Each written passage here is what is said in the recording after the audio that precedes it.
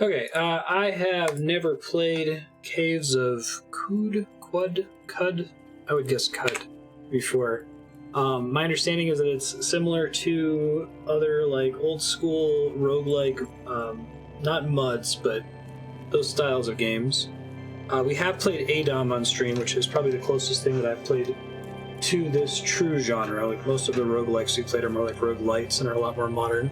But this came out in 2015, and I think it's trying to, like, mimic that style. The title screen certainly seemed to suggest that. Let me go ahead. Oh, is it supposed to be spelled Q period U period D period?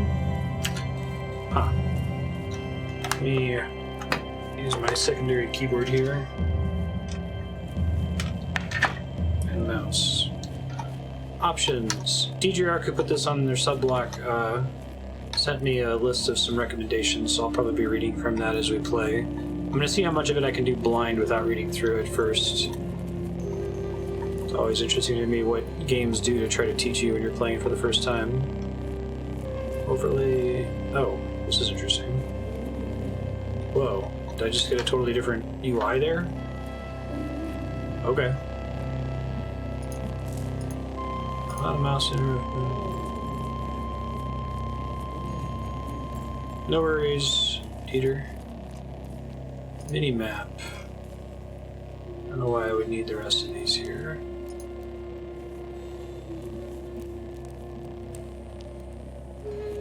Inspired by Adom and Dwarf Fortress. Yeah, those are the two we happen to have already played. Perfect. Douse and light torches. Disassemble scrap. Auto pick stuff up. It also has an auto explore function, okay. Other players' HP. Tab is take all. I guess I don't need to worry too much about the rest of these. Hey, sir, how you doing? Create a new character from scratch, create a completely random character. Got a character from your build library. Okay, let's go they've got the daily and weekly challenges. Mutated human, moderate starting attributes, true kin, high starting attributes, access to cybernetics, 20 bonus skill points each level. Bonus resistance, may rebuke robots. I guess let's try mutated since that's what the first option is. Strength score determines how effectively you penetrate opponent's armor with melee attacks. So your score determines your accuracy with melee and ranged weapons, your ability to dodge. Toughness determines number of hit points. I'm usually not a hit points guy, but in these true roguelikes, I feel like survivability is pretty important.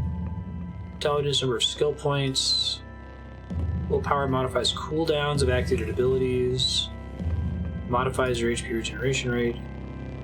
Ego is the potency of your mental mutations, ability to haggle with merchants, dominate the wills of other living creatures. Basically charisma. Okay. So I could get them all up to a base of 0, right? Figure out where I'm going from there.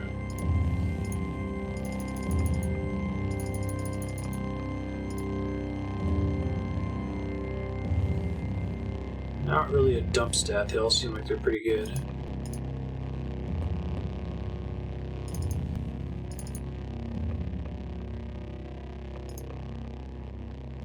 Oh, now it's 2 points to augment, I see. Let's see. Let's try toughness and... I guess regeneration rate is nice, so I'll take willpower also. Morphotypes. I think Dieter was saying that this is too complicated for a starting player. So ignore it. Okay. Physical mutations. Adrenal control. +5 quickness. This grade gives you +10 extra quickness and 3% chance per round to exhaust yourself. For spade-like claws, it can burrow through the earth. That's cool. Protected by a durable carapace. Can't wear armor. Carnivorous, you eat meat exclusively. You don't get ill when you eat raw meats. Can I do distribute randomly? There's a lot of options here. It's probably something I want to come at in a future playthrough when I understand the game better. Let's see what it picked for me. Picked carnivorous, which maybe I don't want on the first. You have 2 heads. Mental actions have 20% lower action costs. Multi-entities around to shake off a negative mental status effect. That's kind of cool. I like how there's only like 2 effects to having 2 heads, right? So take something other than carnivorous. 2-headed thick fur. Covered in a thick coat of fur which protects you from the elements. Plus 4 heat, cold resistance, 100, plus 100 reputation. With apes. Defects. Electromagnetic impulse. Involuntarily release electromagnetic pulses, deactivating robots and artifacts around yourself. Cool. Yeah, right. If I die the first run, that's fine. Briefly gain vision of a nearby area. Disintegrate nearby matter. There's a lot of cool abilities in here. You can sense when others tap the psychic ether. Detect the presence of psychic enemies with a radius of 9. Switch that one out. What's telepathy do? Chat with anyone in vision. Temporal fugue. Little copies of yourself. That's cool. Temporal. Alright, that's cool. Mental defects. None. I guess the more, like, penalties you can take, the more positive things you can get, maybe?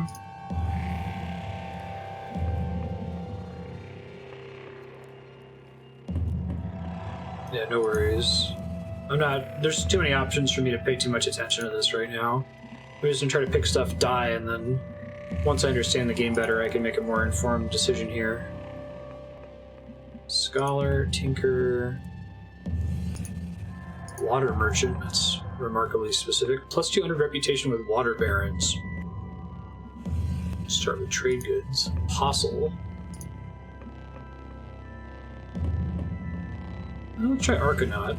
It's cool sounding. Yeah, the number of options. Give him a random name. Nairorutep. Yeah. Save this character, build your library. I like that. First character, human Arcanaut. I like that there's a little build code too that you can share with other people. Choose a starting location. Joppa, recommended for new players. That's me. Embark for the caves of Cud. 4th of Irut, you arrive at the oasis hamlet of Joppa, on the far rim of Magarayi, the Great Salt Desert. All around you, moisture farmers tend to groves of Viridian water vine. On the horizon, Cud's jungles strangle chrome steeples and rusted archways. Further and beyond, the fabled spindle rises above the fray and pierces the cloud-riven sky. I like the graphics in this. Like, it kind of keeps the ASCII style without because like Adam, the one that's on Steam, pretty much completely replaces it with modern graphics. Okay, so I'm the little dude down there. So I assume this game has an auto-explore button like Adam does. So F1 is help. Hotkey or activate abilities, scroll through character menus, press X to view your character sheet, I to view your inventory, E to view your equipment. Look at things by pressing L. Interact with most objects by pressing space. Press Alt for information about the area. Weapons have a penetration value and a damage value. Penetration value represents the armor value. This weapon will usually penetrate with ease. Oh, that's cool. Speak with the merchant Tam in the southeastern corner of Joppa. Press tab to trade with them. Okay. 10 things you should do when you start to play. Got it. Alright, so I press L. It's you. Equipped. Pocketed vest, vinewood sap mask, bronze dagger, lit torch, slender short bow, thermal grenade, Mark 1. One of these things is not like the other.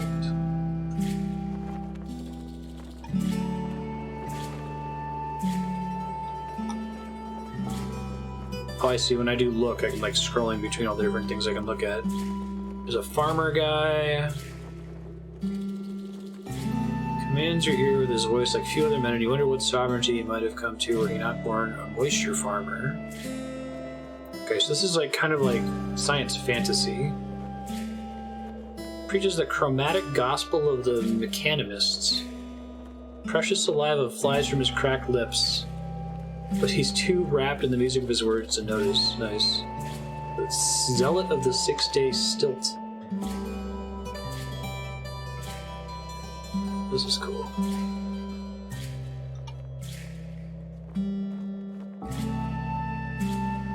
I like all the like optional descriptions when you're looking around. They definitely put some work into this. But it's more, I guess, when I say science fantasy rather than fantasy, it's like maybe a little more in common with something like Star Wars than like Adom, which is more traditional medieval fantasy. What can you tell me about Joppa? Speak with Elder Iridad. I'm in search of work. Critters are eating our water vine. Farouk claims he saw one slinking around a vine patch. Bit of red dirt in the water vine pool, the same we find in the soil at a nearby cave in the north they call Red Rock. Travel to Red Rock, kill as many of the critters as you can. Bring back the corpse of one too, and the Elder will reward you for your efforts. Do as you ask. Received a new quest. Sweet, got it. Your thirst is mine, my water is yours. Begin water ritual. You share your water with Mehmet and begin the water ritual. Huh. Your reputation with the villagers of Joppa changed by 100. Because they admire Mehmet, your reputation with the villagers of Bibava changed by 100. Because they despise Mehmet, your reputation with the villagers of Shapar changed by negative 100. Cool. Live and drink, water sip. Already, like, there's a lot you can get in this setting just from this opening conversation here. Oh, and I can burn reputation to do stuff? That's cool. Share a secret with me, water brother. Share the favorite dish of your people. Learn to cook apple mats. Learn harvestry.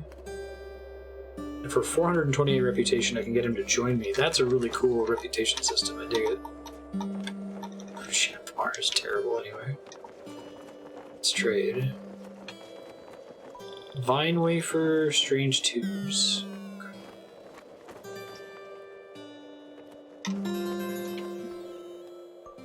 Wanderer, orphan of the salt, hear me. To the north and the west of the great salt desert, 6-day stilt splits the earth in two. Hold your tongue, soothsayer. Salt pools and blood beneath the feet of those who dare command me. You intrigue me. I will make the journey and see the 6-day stilt for myself.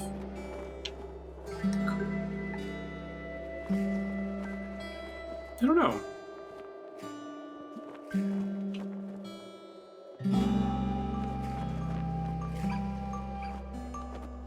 I do really like the "your thirst is mine, my water is yours" thing. Zetachrome Apex. I love that they use the dollar symbol for money. $4,285. Nope. Quenched and sated. Can I see where's my water count here? Water skin. 31 drams of water. Okay. So I can easily share water with these people. Share your water with Warden Ulrich. Because I admire Warden Ulrich. Reputation of the villagers of Joppa changes by 100. Church of the Weighted Shade changes by 100. Yeah, that's a really cool rep system. Actually, I don't think I've seen a game do something like that before. It's a pretty clever concept. The reputation is like a currency that you can spend on things like getting people to join you or teach you skills or the like. Very neat. Oh, the kitty meowed at me and made me glow. Download more tram. It's the Elder. Live and drink, wayfarer. Welcome to the Oasis of Joppa. I might have to rip off that reputation system. I have a very, like, crunchy tabletop RPG setting. It would be perfect for that. What can you tell me about Joppa? Oasis hamlet nestled between the eastern reaches of the Great Salt Pans and the jungles of Kud. Community of water vine farmers. What can you tell me about Kud? Kud is a strange and terrifying mesa to the northeast. tainted rivers breed life in all its motley forms. The poison jungles shelter priceless relics of the forgotten past.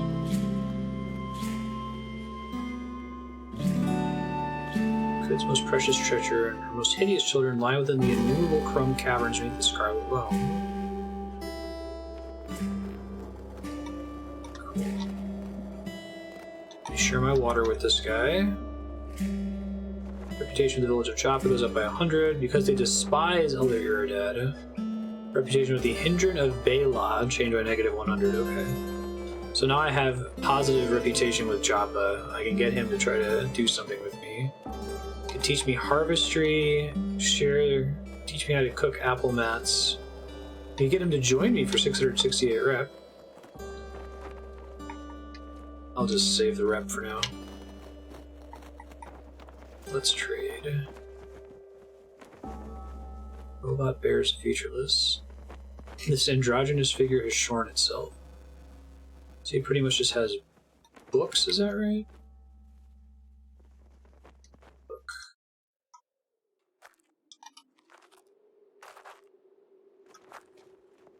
Hunchback, ancient, wrapped in a black robe. How about a shady character in 10 towns just hate me? Yeah. I wonder how many of those towns are, like, the names are procedurally generated, or if you play this game enough you can just kind of know. I dig the graphics in this. Like, it looks like it's a texture pack for an ASCII mud. Togthorn tree.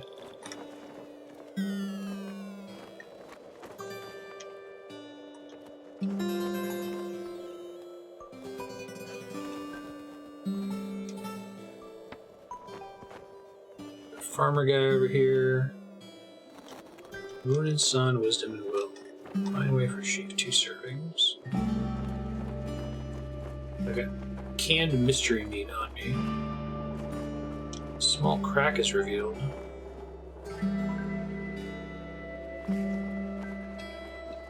Let's not empty the can of water.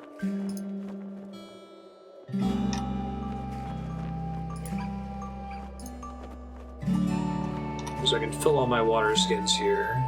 Gotcha.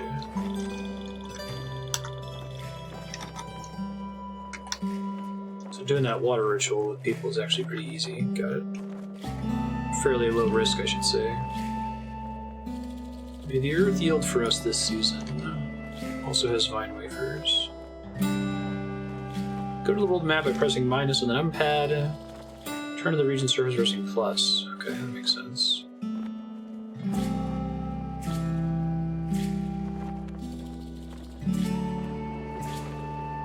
Oh really? What's the salty water? I must have missed that.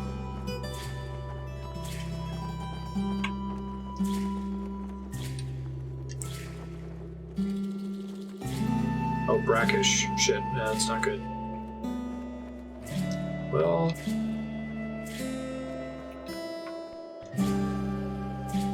now we know. There's a sign that says go away. Tensile strength are a little bit lacking in dino elasticity. Retro 3 the M-band probably didn't notice you there.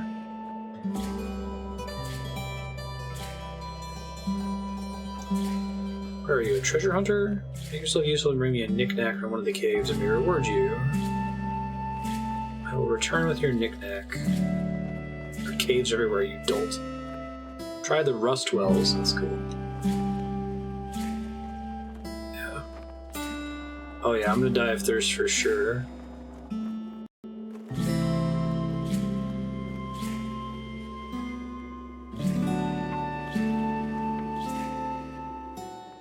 Okay, I see where I am on the screen now. Guess I should be looking at it first. Pool of liquid. 2,000 drams of salty water, I see.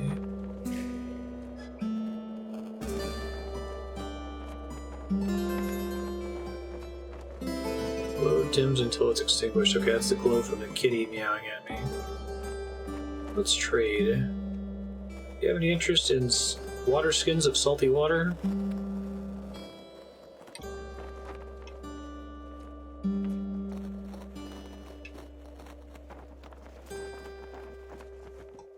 So I'll keep the brackish water. He doesn't have any money to offer me, so I wouldn't give him the full water skin.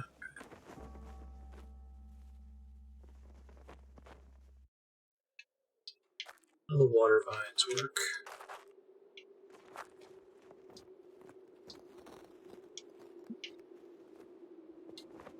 Show effects, no active effects. Little lizard guy up here. Oh, you can sell stuff to merchants? Like they'll just give you money for the difference between what you listed. Croc misses you. Hit for 3 damage with your bronze dagger. Hit for 1 damage with your bronze dagger. You miss.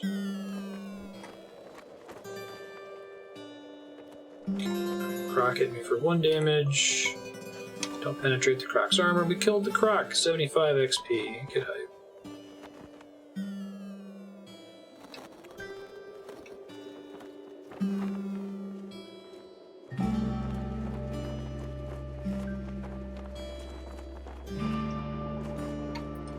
Offer. Yeah. Water vine farmer will have to pony up 3 drams of fresh water to even up the trade. Agreed. But yeah, I'll take some more water.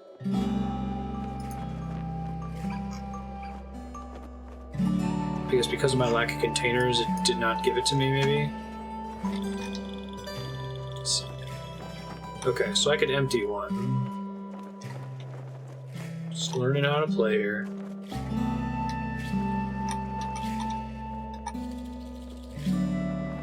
Pour it on yourself. Oh wow, I can specify how much I want to pour. That's pretty great. Oh, and it actually makes the tile next to you wet. That's kind of cool.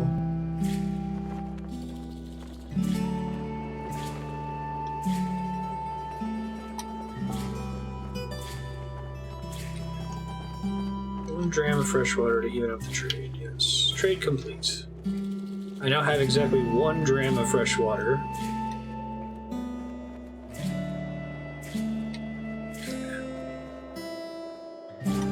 Hooray! Surge with energy.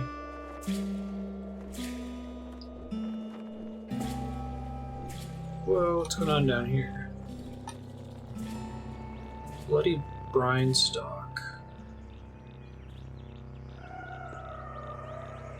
Chitinous puma begins sprinting. It's always good. I'm a big fan of chitinous pumas. Do you like the little mini map? That was a good call.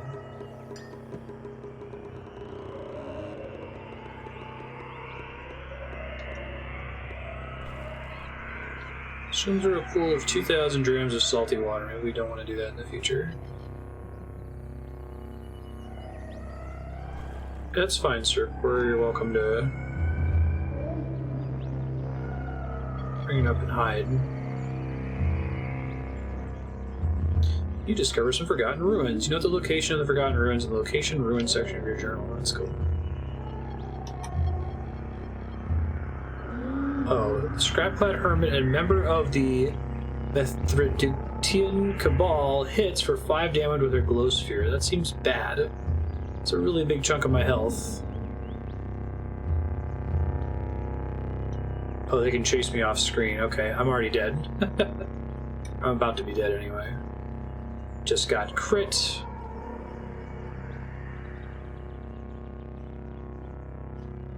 Move slowly when swimming. Just got crit again. Run away!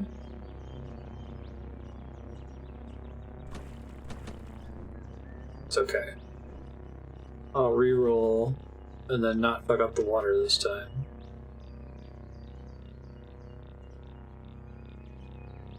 Take a sip of the fresh water from your water skin.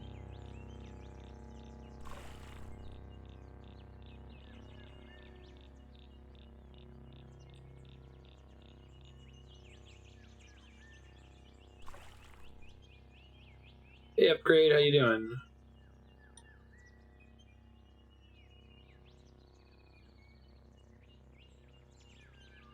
Fan of Idiocracy.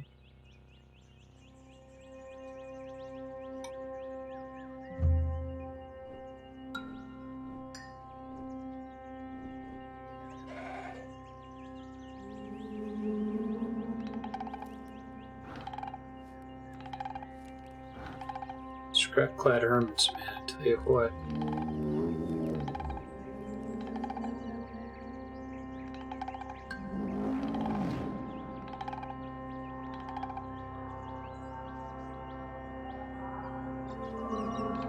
About to die of thirst, though.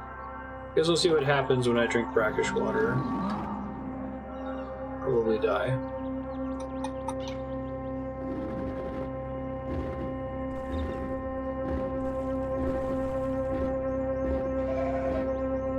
Kudzu. What is a kudzu? Let's see.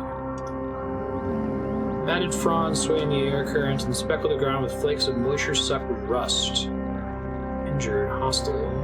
Alright, well I killed it. Wasn't that strong. It's not like a kudzu vine like the invasive species in Georgia, is it?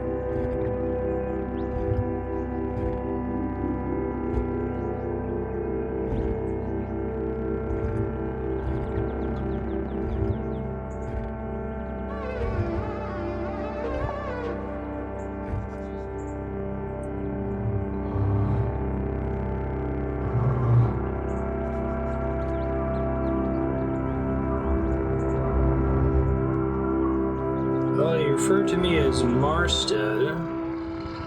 She used to play Final Fantasy XI or Diablo.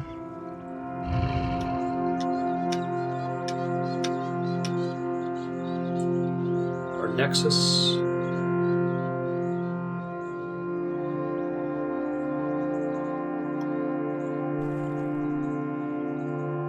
Okay, I should see what this thing is.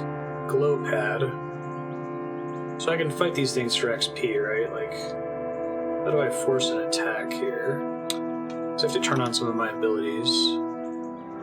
I'll get a chance to use Temporal Fugue. Number pad. Shift to attack.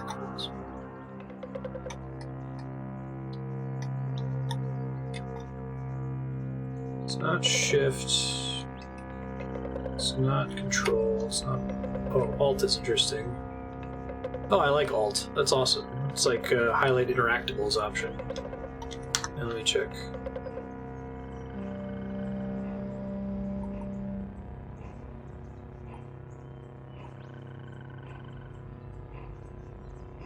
Groveport Middle School, wow. Yeah, that's a long time ago. I probably can't guess.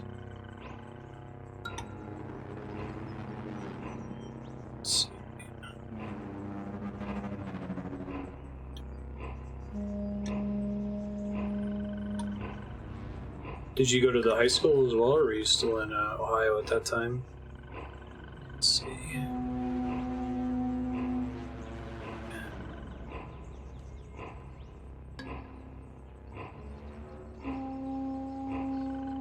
I don't think I want to disintegrate a weak creature, though. I wasn't a goth kid yet in middle school, but I was also not great. Target. Glowpad refuses to speak to you. You're not seeing it here. Interact nearby. Select target. Wait. Auto Explorer is 0. Fire missile weapon. Use ability. Control numpad. Is it like way down here or something? Oh, force attack. I see. Yeah, I was trying to do that earlier. It wasn't working. Control up.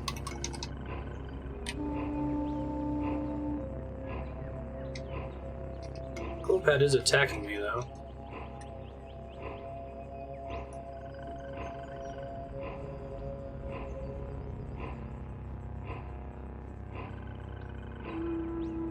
Okay, I just took some damage. And I'm bleeding, which isn't good.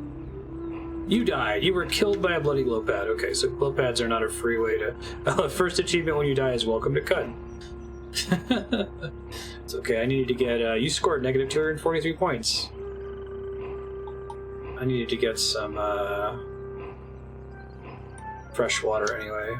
I think I just died from the bleed, was really bad. Perfect. Save a tombstone file. Okay. New game. Character. Let's try a true kin this time. Do the same thing of get everything to 0. I'm gonna try dumping in agility and see what happens. Horticulturist. Priest of all suns.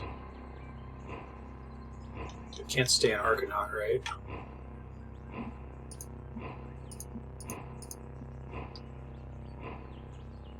+2 to stage versus bleeding. Well, that sounds helpful. Two-headed man drinks salt, attacks local fauna, dies. Oh, old school upgrade. Yeah, it was, it's like GeoCities or Angel Fire, right?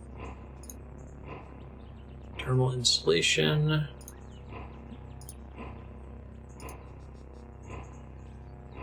Gain access to the precise hit point, armor, and dodge values of biological creatures. Well, some of these are nice. This is a little bit less complicated than the mutant. Toggleable ability to see in the dark. I bet you have to spend license points on this kind of thing. I'd like to be able to see further. Let's try that. Abme, the Truekin Sizigirior. Alright. Probably from Shipwalker. Stay in Joppa. Just don't do anything stupid this time. Arrive at the Oasis Hamlet of Joppa. Moisture farmers tend to groves of reed and water vine. Coats gentle strangled chrome steeples and rusted archways of the earth. Fabled spindle rises above the fray and pierces the cloud-riven sky. Let's see if we can accept the same quest from last time. Search of work. Do as you ask. Your thirst is mine. Okay, so some of this is a little different, but like the basic map structure seems to be about the same here. I will make the journey myself. Water is yours. Cat meows and makes me glow, which makes perfect sense. Thirst is mine. Oh, now the fungi hate this guy this time. Okay. That makes sense. And who isn't hated by mushrooms? Live and drink. Let's trade. Okay, so he has a small muddy tube. Can I inspect that? Puzzling artifact. Works in a cloud.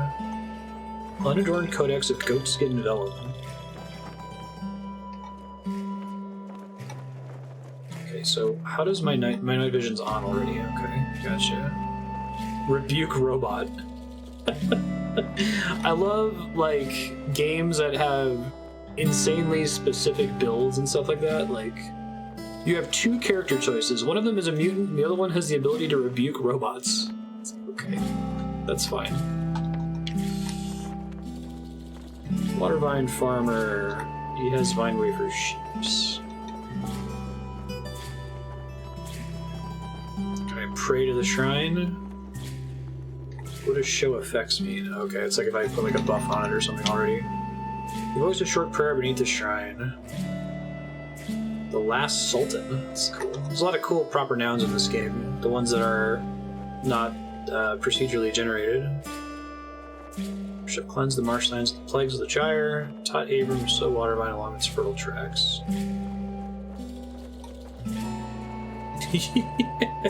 You note this piece of information in the Sultan Histories Reshift section of your journal. Of course, I have a specific subsection of my journal for Sultan Histories. This game is pretty cool. To graveyard and shrine. Go to the world map pressing minus. Yeah.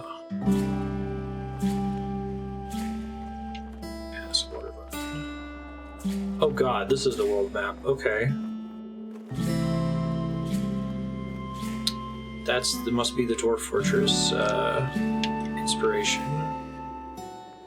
Okay, I think greater than to dig back into the screen I was on. Got it. Another water vine farmer. Salt not as a condiment, but a menacing building block of the world makes for a good setting, I agree. Olmasp II, the Cyan Altimeter. Trying to pick a significant event from the life of the ancient Sultan Olmasp II. He became known as the Cyan Sar of Kapan. I wonder how much of that is procedurally generated. It sounds too bizarre to be not procedurally generated, right? Hi, Burner. Dromad Caravan.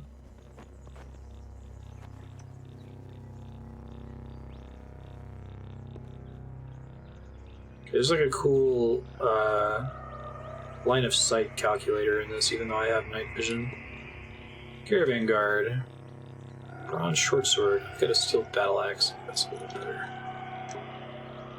Great Saltback. Jewel encrusted lacquered iron longsword. Good lord. This item is more valuable than usual and grants the wearer a plus 100 reputation with water barons. Okay. It's Witchwood bark. It smells faintly of myrrh. By far the worst of the gifts. Isn't myrrh like burial incense? Funerary incense?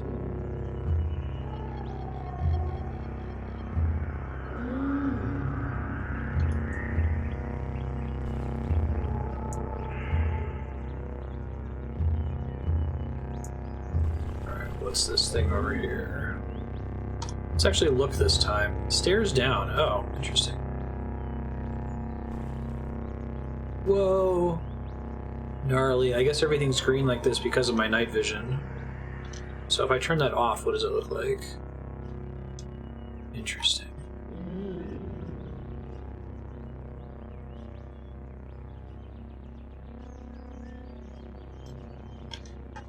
There's a button I could press earlier that highlighted interactables. Yeah. Guessing this thing that's walking toward me is not a friend. Giant amoeba. Massive quivering gelatinous slime.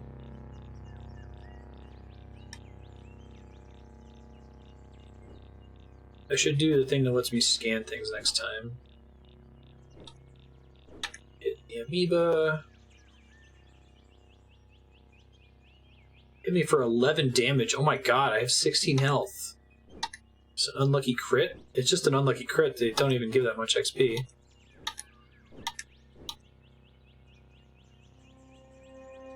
I assume there's a wait button. Check the key mapping again here. Numpad. Okay, just the center button of the numpad. Gotcha. You died. You were killed by a slimy giant amoeba. And so ends the journey of that character. I actually kind of like that character build, so I'm going to try to start with the same one if I can. Build library. They have a tweak this option. Chuku key. Let's run back in Joppa.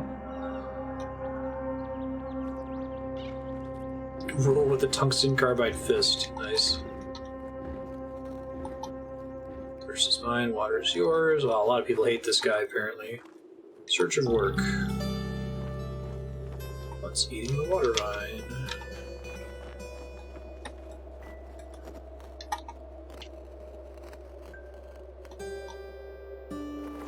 The journey.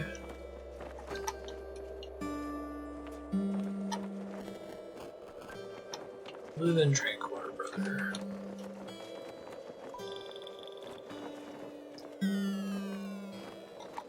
Save my ritual. Strap this around your temples. These are all books, it looks like. Oh, and silver nuggets. Interesting. Unadorned codex. Unadorned codex. Small shining nugget of pure silver.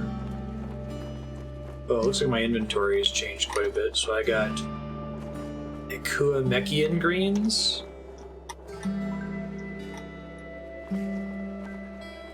Look.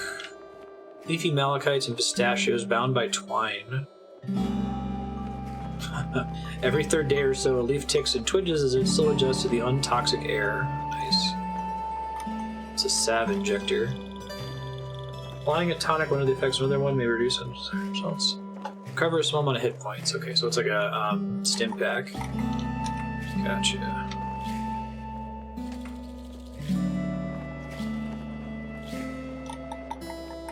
It doesn't need torches.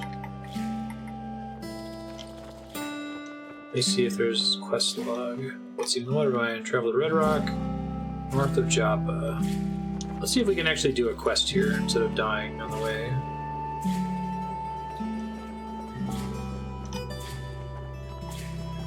Like a spooky ghost, or is it another statue of a sultan? Okay, so like the statue I think is fixed, but like the name of the sultan and the history is procedurally generated. Sultan histories is something that's hard-coded into the game, which is kind of fun. Here rests Moshro Shukas. Forgot about a stunned girl. Oh, is this like a Oregon Trail thing where you can like see tombstones from other players? It's kind of fun. Poisoned by a Naphtali forager. Cool. That's pretty neat. I feel like more games would benefit from asymmetrical multiplayer, like Dark Souls style interactions like that. Or they just add something to the game without having to go full on multiplayer. Well, it was only on the same floppy disk, but if you played Oregon Trail on an Apple II back in the day, whenever you died, you could leave behind a tombstone. So if someone else in the same class as you played the game, they would find your tombstone on their journey. So the classic thing to do would be to write pepperoni and cheese on your tombstone, because of the commercial from back in the day.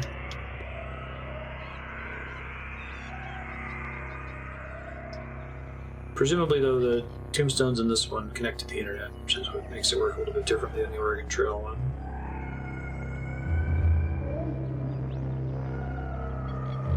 Hey, travel to Red Rock. You receive 50 XP. Okay. So there's some bad stuff here. Goat. Choose cut without a care for the mess in his tangled beard.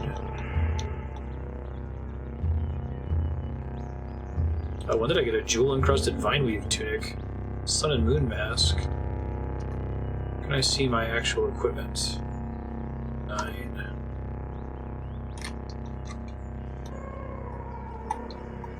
Oh, weird. I'm trying to press it when we go to it. Click it, maybe? No.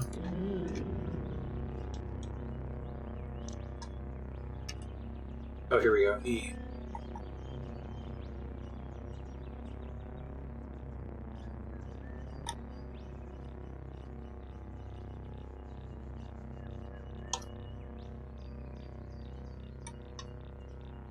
Oh, cool. Did you just shoot me a friend invite on Facebook? Upgrade? I'll shoot you a confirm later. I do remember. What have you been up to?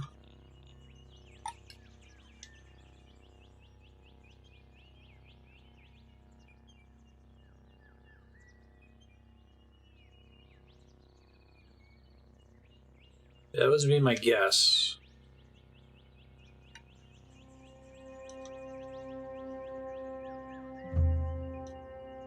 A floating nearby equipment slot, like a little mag or something from what's the game? Fantasy Star Online, if I recall. That's pretty great. An auto turret or something similar. Alright, so this looks like a red rock. Trying to do this quest.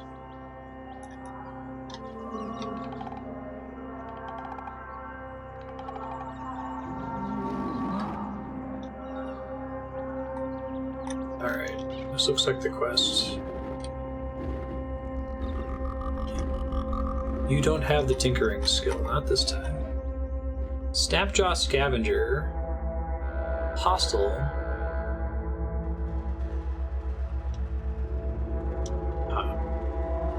She barks in her hyena tribesman answer. A wooden arrow whizzes past. Wonderful. And Navi goes in that slot, exactly. And I got crit again. Kill the Snapjaw.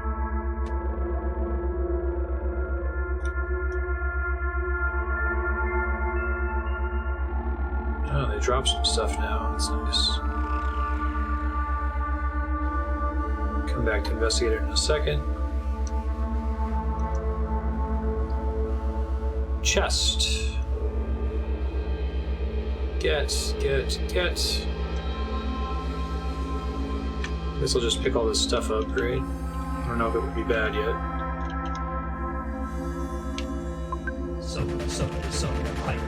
Oh, thanks, Upgrade. Appreciate that. I'll ping you on Facebook and let you know how all the sub rewards and stuff work. If you had a game you wanted to see me play for like an hour, let me know. You're super awesome.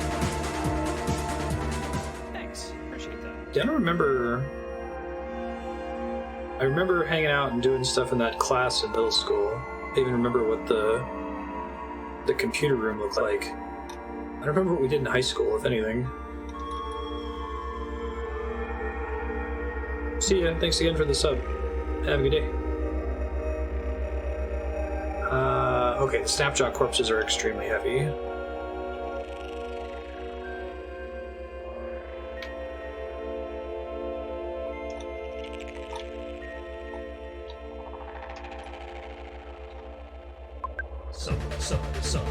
Hey, thanks, Dev Johnson.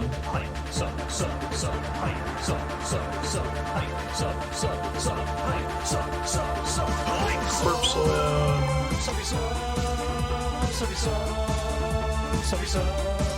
Yeah, and I was gone freshman year. I did ECOT. I did online high school for a year, and then I came back after that.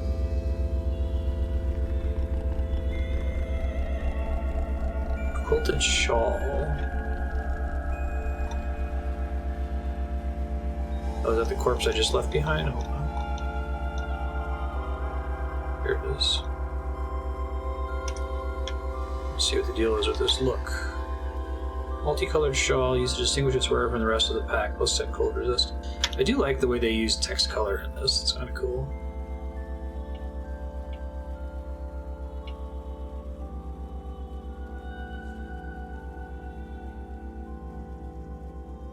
Especially if this is inspired by Adom, right?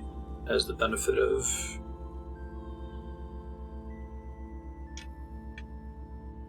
learning from Adom.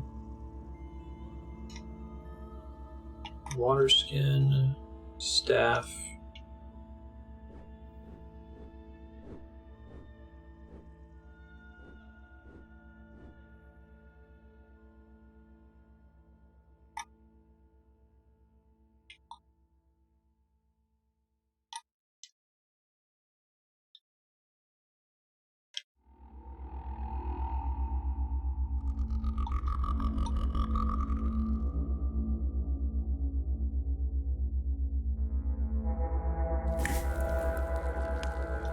Ooh, whip up a meal. You toss a salt hopper wing, a pinch of honored chrome, and a mahogany sniff of corrosive gas into the pot and stir. Delicious. Okay.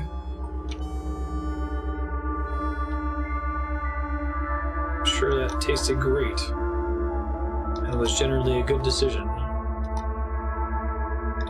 Okay, there's a bat that doesn't hurt me, it looks like. I really like the UI in this game, too. Like, it has a really large font. It's kind of easy to see what you're doing and what you should be focusing on.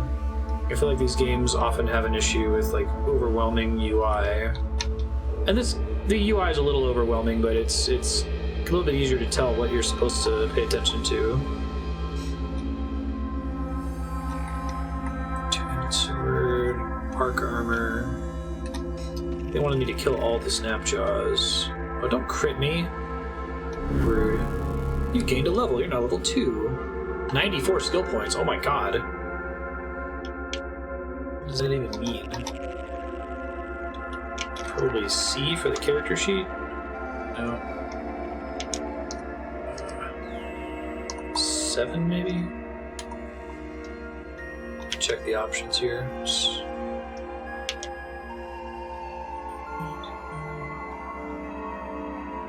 There might be, oh, X is character sheet, okay.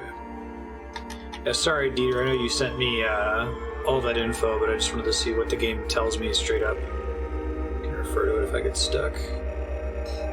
Raise selected statistic.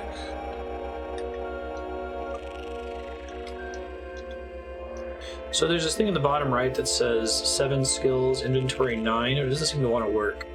It might be because I have mouse keys turned on. Let me see if I can use my other keyboard. That usually doesn't trigger the mouse keys, just sends a signal directly to this machine. It doesn't do it here. Weird. I don't have enough AP to raise that attribute.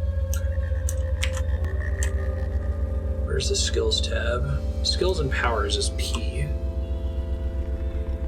Oh my god, it's okay. We can do this. This is fine. It's fine. This is fine.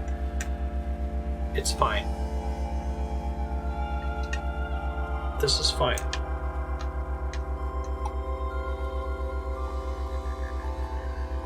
Tactics. You're aware of basic combat tactics. I mean... Okay. Oh, it seems like there's some really cool ability design in this game. Skilled at wearing shields, customs and folklore, acrobatics. Plus 5 bonus to your DV when flinching away from missile attacks. DV's kind of like AC, it looks like.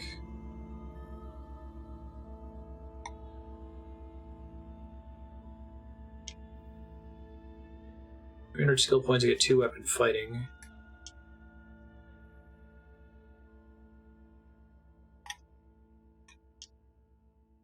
I'll try acrobatics.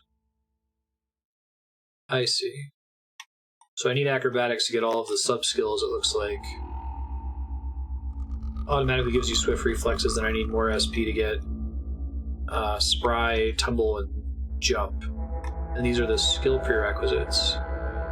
So tumble needs 23 agility and juke. So where's juke? That's where a search would be great.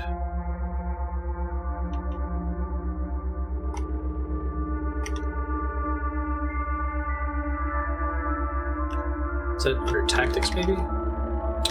That's kind of cool. Activated cooldown 40, you move 1 square at no action cost. I'm guessing the cooldown is like number of time steps passed.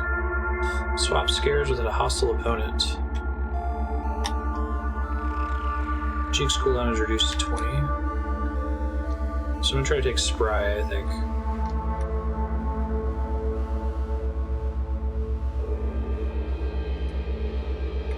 Yeah, I think these are the stairs that I took to get down here in the first place, if that's how I got here.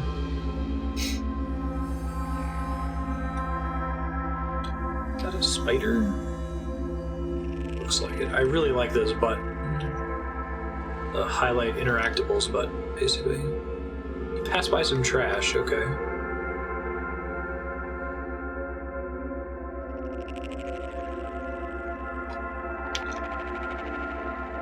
Pine wafers, bandages.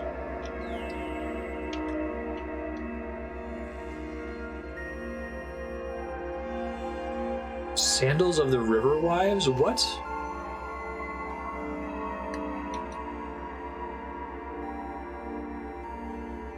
Wait, I'm having trouble with picking up the thing that I'm currently standing on. What's up with that?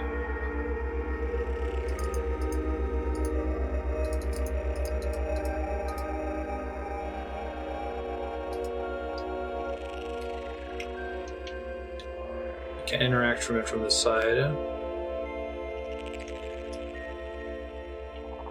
Pearl fastens these well-crafted sandals. The natives believe they belong to the nymphs who inhabit the river beneath Red Rock. Plus 5 move speed sounds awesome if I can figure out how to get them. Doesn't seem to work while I'm standing on it. See if there's a key for it. Use, talk, get maybe? Get, here we go. Let me go ahead and equip that because that sounds fun. Sandals of the River Wives. Oh, equip auto. Thanks, Camp. It looks like that's just strictly better than my other one. Is there a way that I can, like, compare the items easily?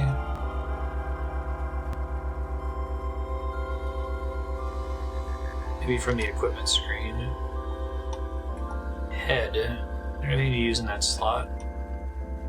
The shawl. Beaded bracelets.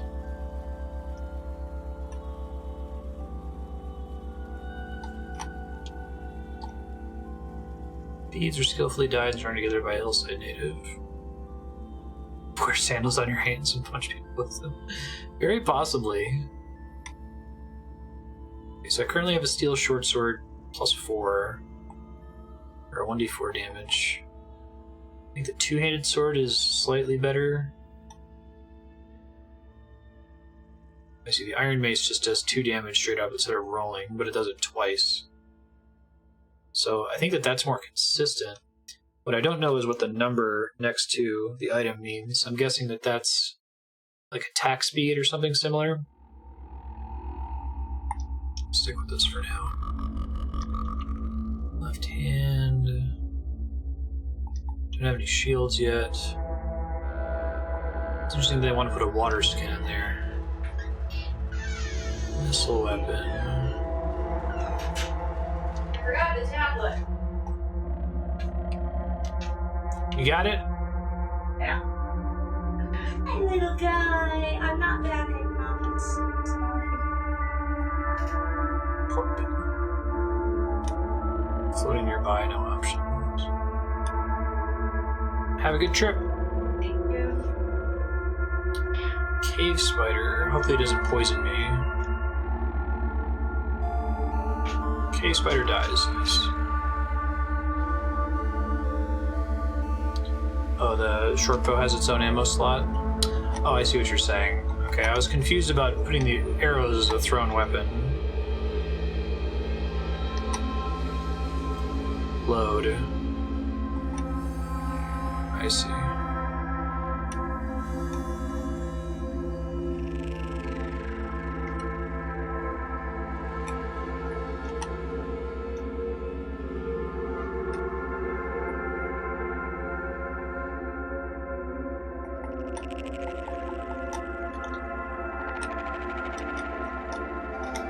So the red wall here.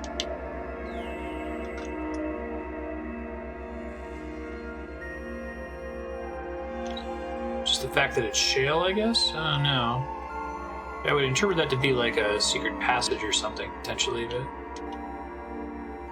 Alright, I can take the stairs further down, interesting. Okay, so Snapshot, doing this quest first seems to be the way to go. Oh! Never mind. You died. Ouch. Killed by a bloody Snapjaw scavenger. You were level 2. All-time high score. That's always good, right? Alright. I'm gonna stick with the True Kin. I think I understand the game a little bit better. Let's see what stats I can dump this time.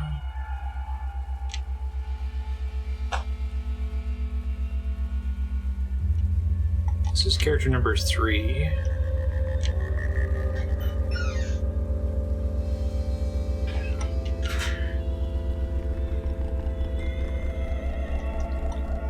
Let's see, what are my other options?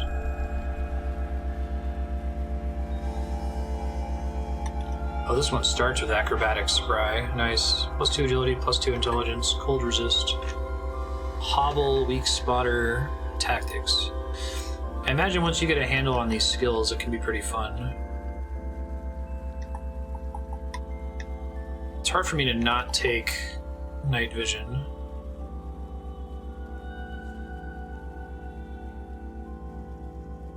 Fist deal 2d3 damage. Fire pistols faster. Translucent skin. I guess those both do the same thing, it's just where you have it. Move speed. Well, let's try the translucent skin thing, why not?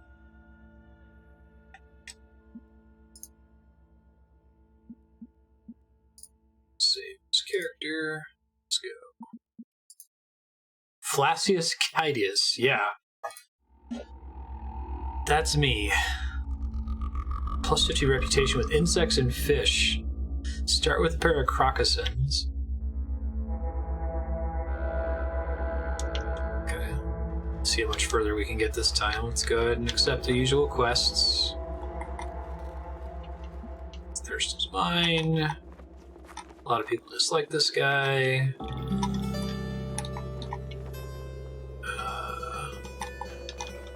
You intrigue me. Your thirst is mine. Because they despise Warden Ulreg, your reputation with birds changed by -100. Birds fucking hate this guy. As they do. Thirst is mine. Ah, but crabs are super into Elder Iridad in this playthrough. Awesome. What do you have to do in life to become ally with the crabs? Okay, so he has a bunch of books, codices.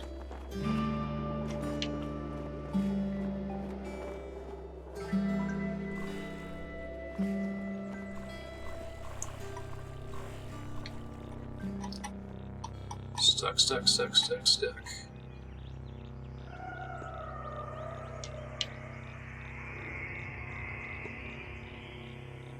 You have a shulk injector.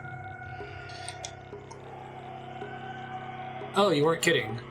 What the hell is that?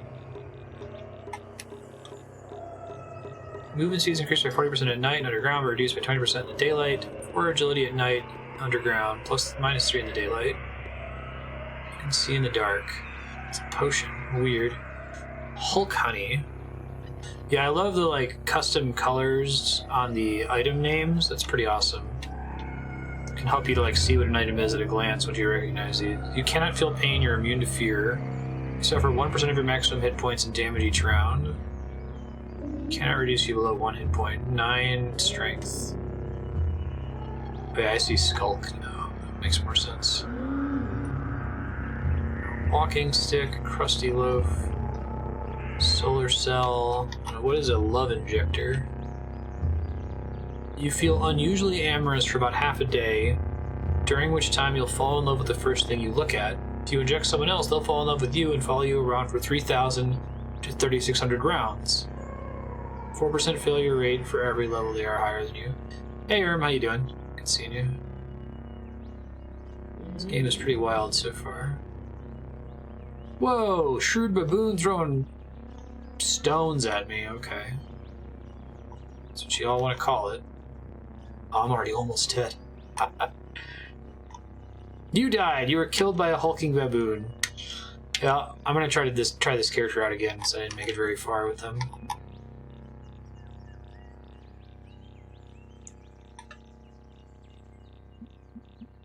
Translucent skin. Mapridinus Vamagina. That's a name.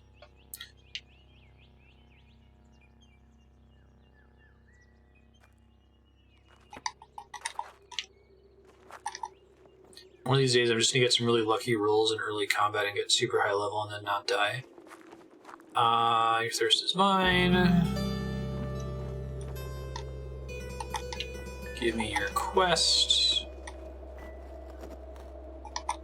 Where's the preacher guy? There he is. Salt preacher guy.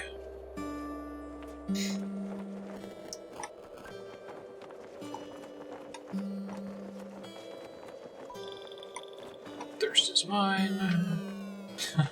Because they despise Elder Iridad, your reputation with highly entropic beings changed by -100. I don't know what's worse, to have, like, birds hate you, to have crabs like you, or for beings of entropy to dislike you. Get back here, dude. What are you running around for? Chill out.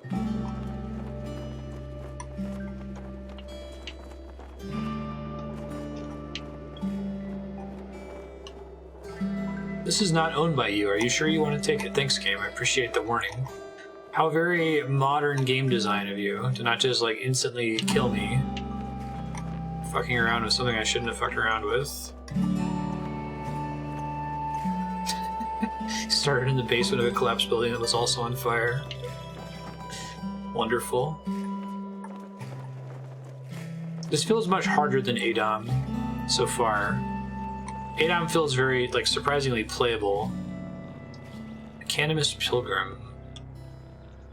Star Apple.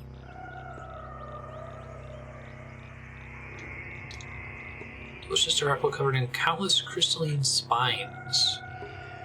Once the spines are chipped away, the inner flesh is moist and delicious. That's cool and flavorful. Okay, so this character doesn't have anywhere near as many crazy starting items as the previous one did.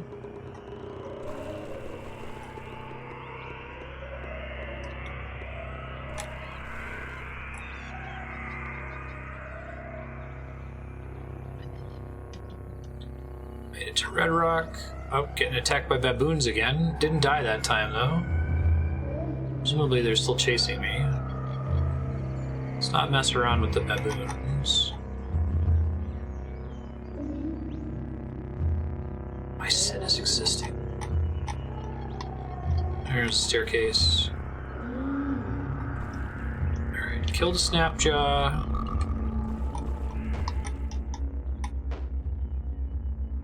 Now I need to chill for a second because I'm not doing too hot.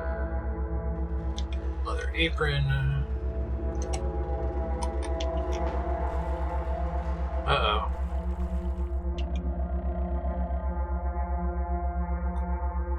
Killed by the Snapjaw. I was trying to run away, but it was too late. I'm gonna keep this character because I like it. Well, actually, no, I had the most success with my previous iteration. Let's try them again. I need to try, after I die this next time, I'm going to try redistributing my stats. I'm going to try to make like a super tanky character. Just try to out-survive stuff. Because it seems like the way health regeneration in this game is fairly forgiving. Because they dislike Mehmet, your reputation with flowers changed by -50. Damn, man. Flowers don't like you? That sucks. Alright. I'm just gonna accept the first guy's quest and then run to where we're going. There's other stuff I could be doing, but...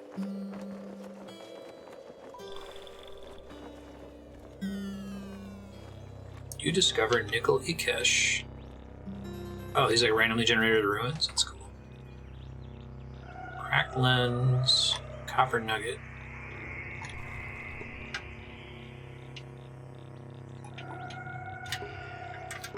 I guess this highlight interactables thing only applies to stuff that you've already seen.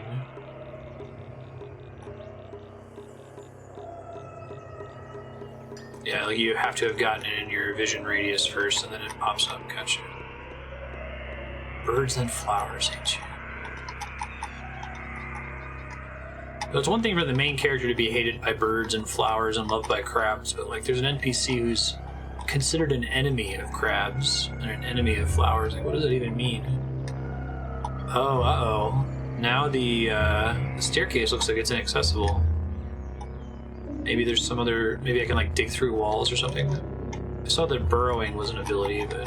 I'm guessing this isn't a flaw in the world generation system. There's supposed to be a way in there.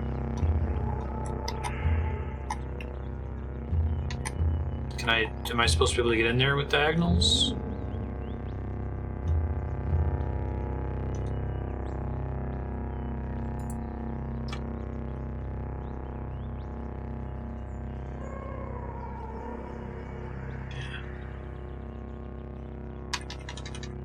No dice.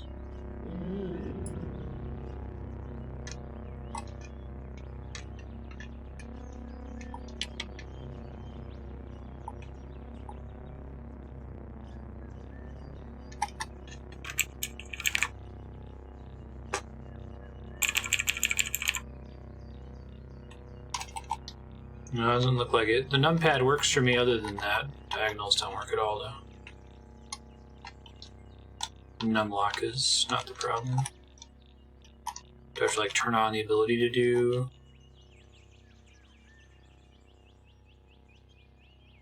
I could try the auto explorer and see if that gets me in there.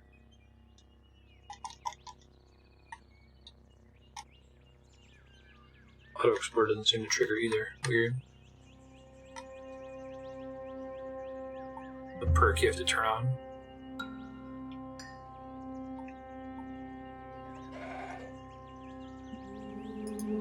Try mousing places too. Let's see how that works. Okay, I guess I wouldn't have expected... If my diagonals were working earlier, I wouldn't have expected to be able to fit through that wall there.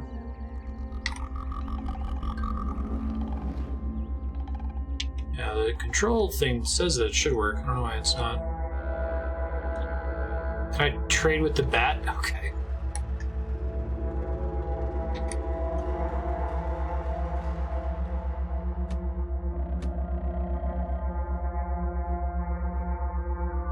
Nope. I died. Gotta take things a little bit more slowly. You survive for 530 turns. Alright, let's try making a new character here.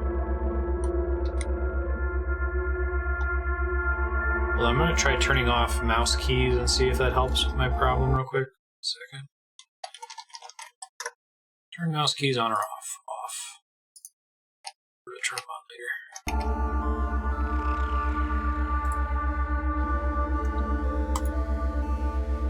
Alright, let's try just dumping crazy points into toughness here.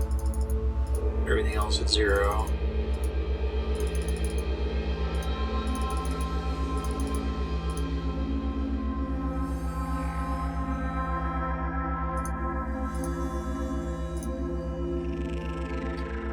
The math works out that way.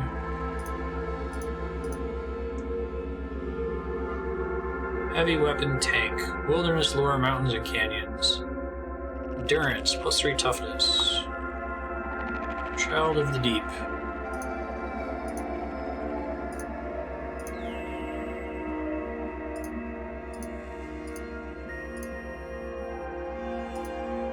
$2d3 fist damage seems pretty good. I'll give it a shot.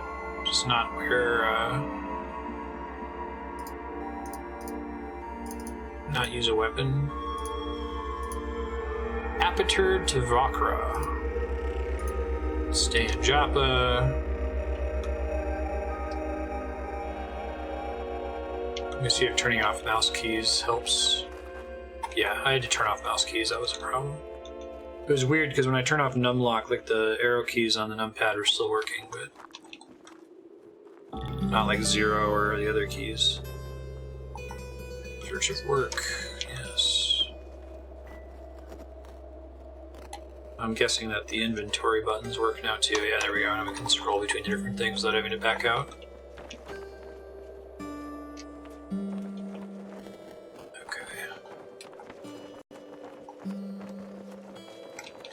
Now I have 27 hit points. There's a little arrow that floats under certain entities, maybe since they're like a level above me or something. They're like flying.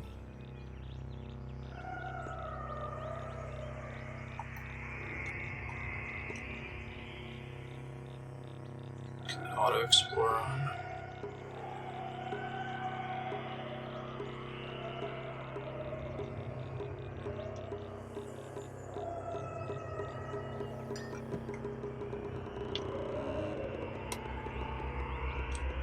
Hey guys, how are y'all doing? See, you got some crits off on me, but I am doing fine because I put all my points into toughness this time. You know it. No.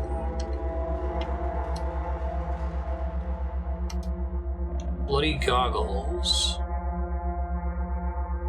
Chrome brass rings and swords of leather, precisely cut from tinker's stencil. Offer protection against visual flash effects, plus 50 reputation with insects. Okay. I guess I need to like clean the blood off of it. How do I do that?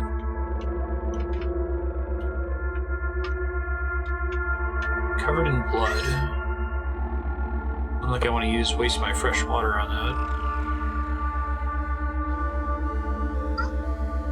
that. Nano-pneumatic jackhammer.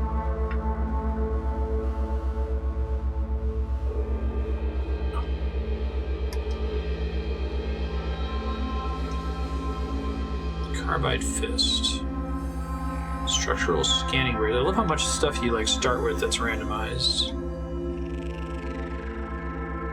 Blood is fine.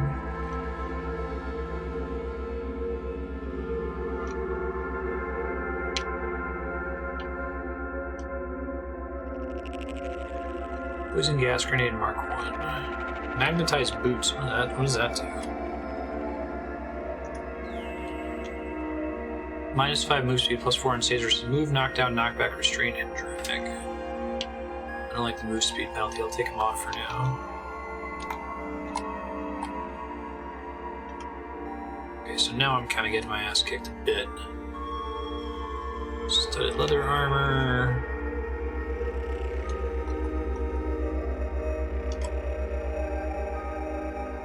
Body, studded leather armor. These are both identical, okay.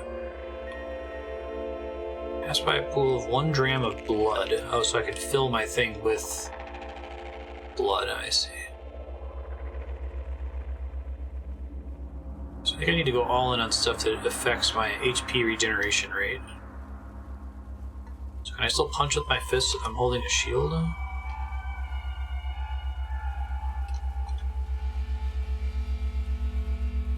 think so.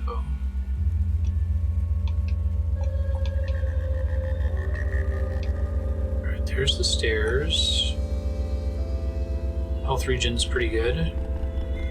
Dude over here's got armor.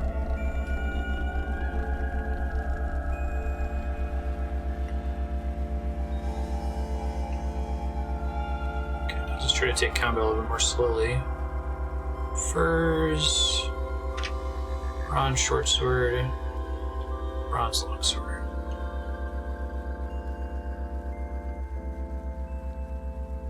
Oh yeah, the glow pad kicked my ass last time. Like I was fighting a bunch of other stuff and doing fine and just got wrecked by one. Are they supposed to be weak?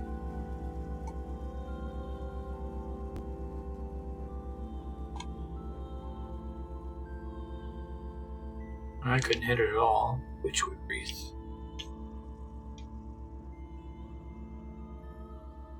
Oh.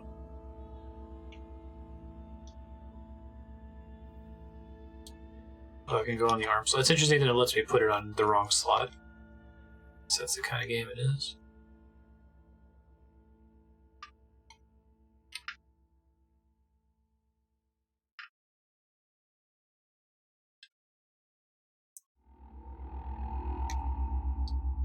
You take the chest. Well, I mean, I guess. Open. Bandage.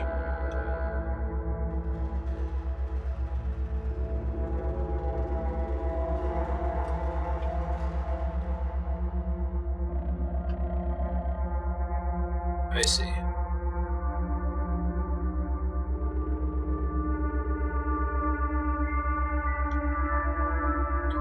Is that like an intended way to level up that the game points you to, or is that like cheese that players have discovered?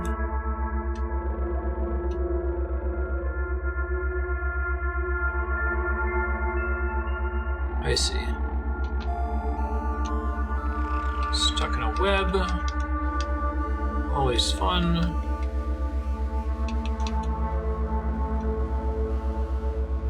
Bat corpse.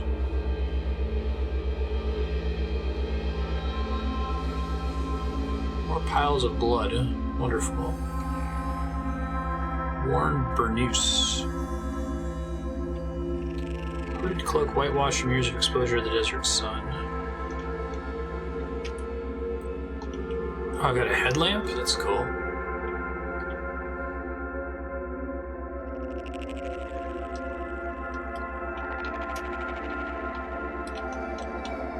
Yeah, I mean, are there like any like tutorial entries that say go fight pillow pads?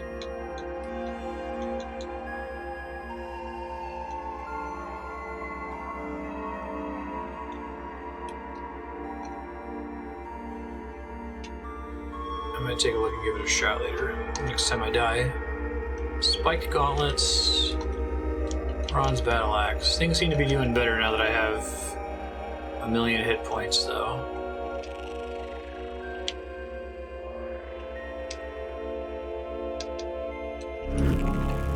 That scared me. You're level 2, you gain 6 hit points and 94 skill points. Okay. Short sword, beaded bracelets, black robes, cloth overalls. P. Endurance. Your days are stunned. You have a toughness minus 10% chance to shake off the effect. Take less initial damage from poison. Cost of swimming is reduced. Less damage from poison. Less damage from heating and cooling effects. Just an additional tonic without reacting adversely. Natural AV improves to 1. That sounds good. So what's the difference between AV and DV? I think that's somewhere in the help menu, right?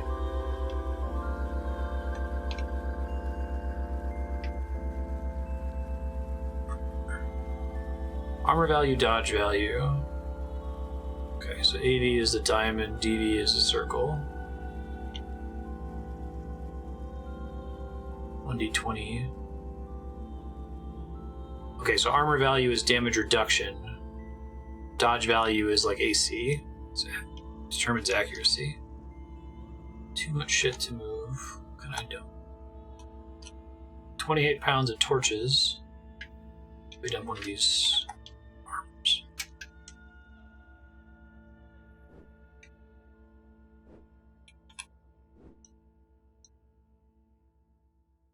It's fun so far. Enjoy this game. Witchwood wreath.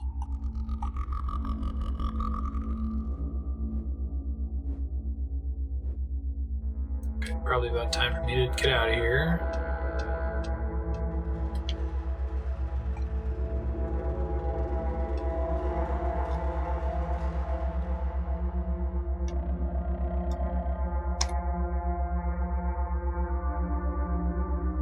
Managed to make it up the stairs, but things aren't looking hot right now.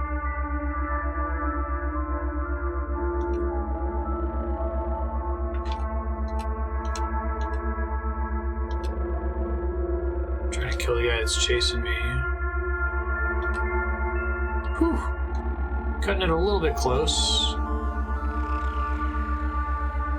Auto got copper nugget. That's appreciated. Now let's pass some time here. Sprint something I have to activate? Is that a ability to activate or is it a button to press?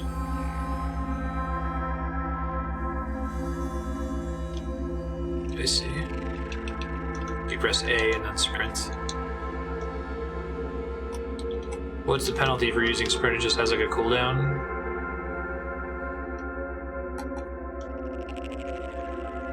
Other moccasins.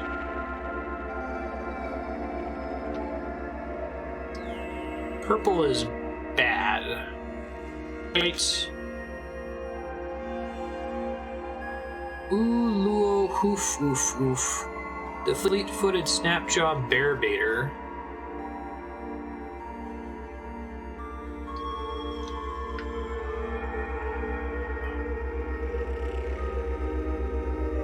Are these things like unkillable at my current level or just very difficult? You begin sprinting.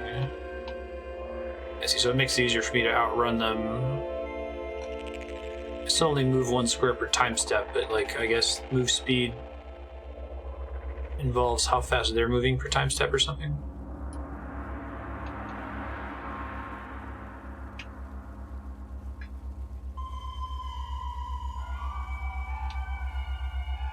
$27 round cooldown, okay.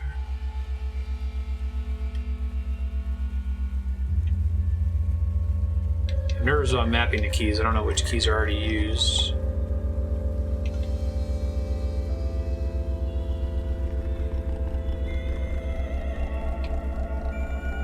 I'm in trouble. Can't move through his space, can I?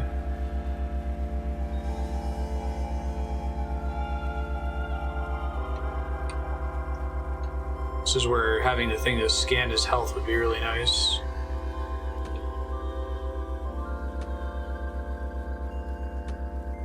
You were killed by the boss. Ouch. Hey, I scored some points that time, though. That's cool.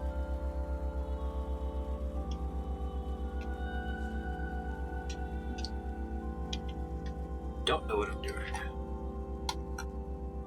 Okay, let's do a true kin. Putting lots of points into health seemed like it was productive.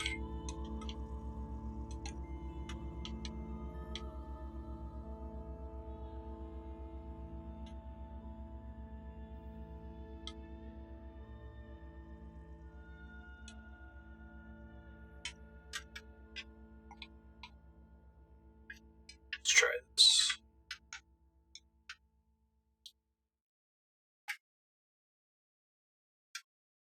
That's some willpower. It's more HP regen.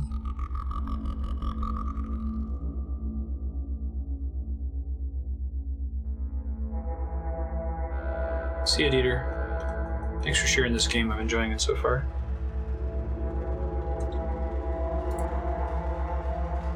Oh, number keys can only be used for ability mapping? Okay.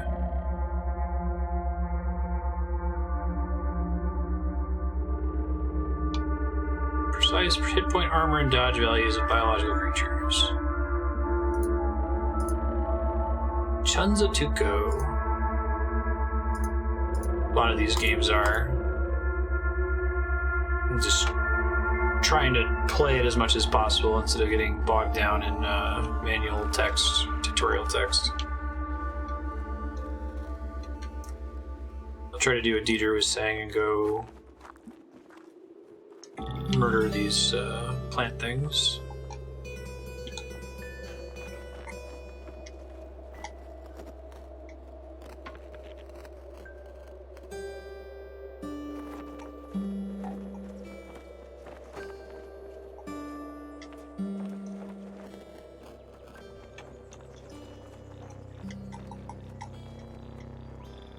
Glowfish, glow pad.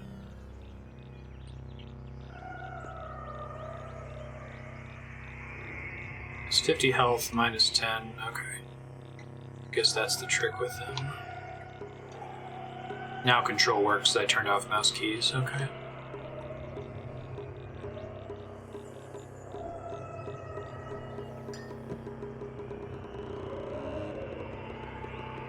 $25 XP.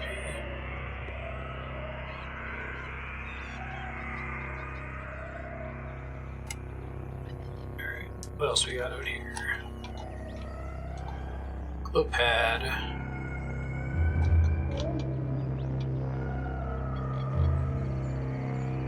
This is a roguelike game. Baba's, you'll be up tomorrow.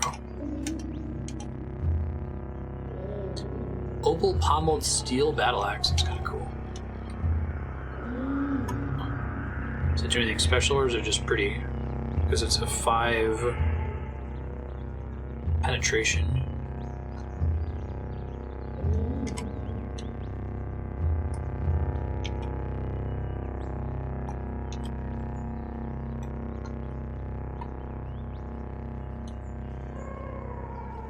Strength bonus cap 3 plus 1 to hit. Maybe that's from the opal. Or it's just decorative and makes it cost more.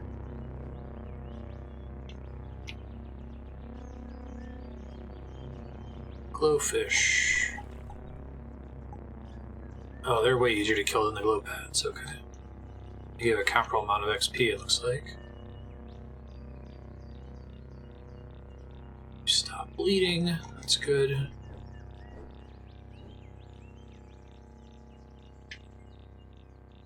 Top off health. I like the way blood is handled, that's kind of cool. Oh, is my character just like holding some books this time? Aphorisms about birds. Birds can't eat rice that wasn't planted. Oh my god, how many pages are there?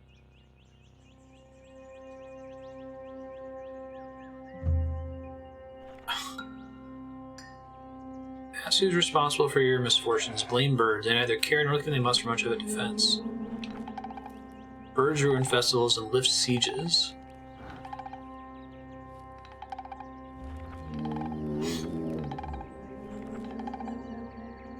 This has to be like manually written, right? Oh my goodness.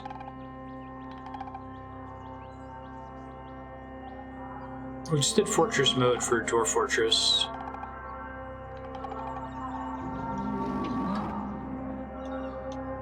I'm just wondering what the opal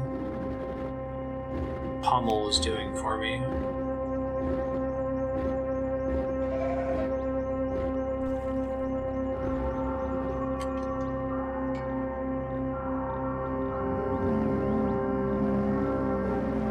I like knowing their hit point values. I might need to keep that on for a while, or have to keep guessing about whether something's doable or not. Okay. X. Oh, actually P. Skill points.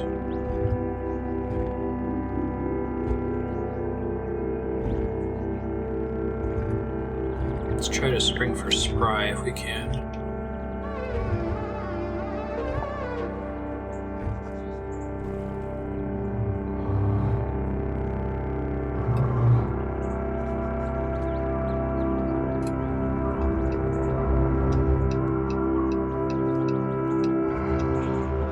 Oh yeah, seeing their hit point values per time step is a huge difference.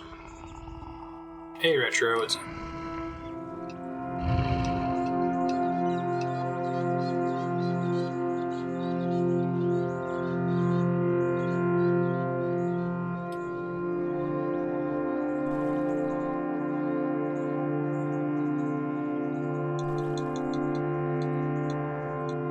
So many glowfish corpses.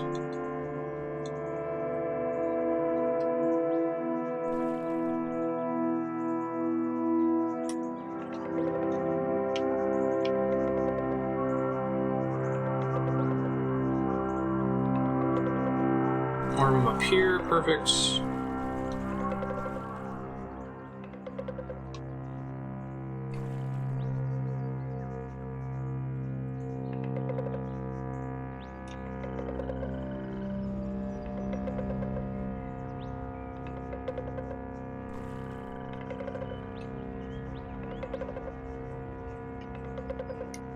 Stay rested here before we kill these things. Oh geez, not looking good. I guess they can't chase me. You're hungry. Make a campfire to cook. Make camp. Cancer to campfire in the pool of 2,000 drams of asphalt. Oh, there's a croc coming after me here. One sec. Alright, level 3. You've gained hit points, 94 skill points, and an attribute point. Pick up in 2s in several hours still. Let's see. Make camp. I think one of my favorite things about this game is the skill system. I haven't been able to dig too deep into it, but it seems like it's a lot of fun. There's a lot of stuff you can do with it. Whip up a meal. Toss a glowfish's face, some declared paprika, and foul rust. Wonderful.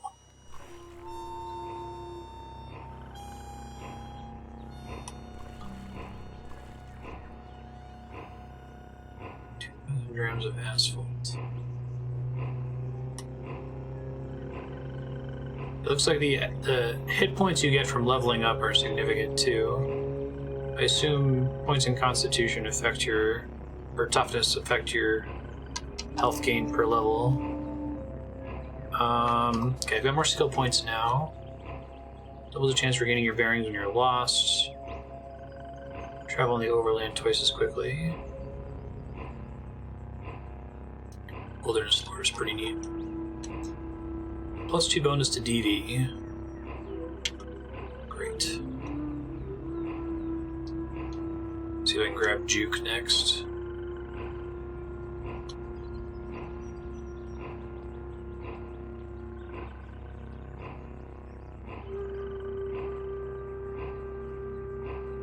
I hope your internet improves, that sucks.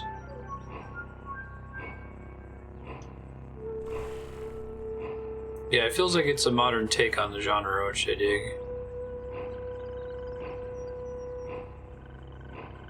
ADOM feels a bit nicer to a first-time player, but I think ADOM also has like different difficulty settings and stuff. I think I've been playing all of ADOM on easy so far. Sappy glow pad. Begin bleeding.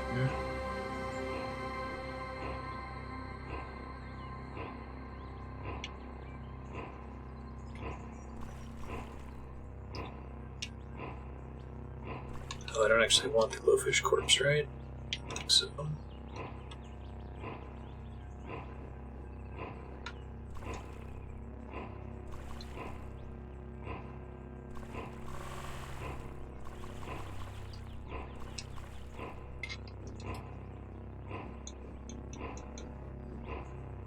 Way better about not taking damage now. It's great.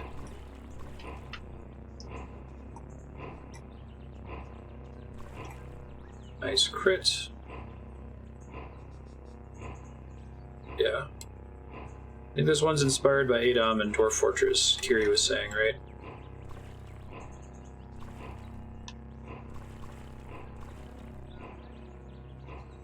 It does some similar stuff with like the world building, it looks like. Some of it's procedurally generated based on some seed text.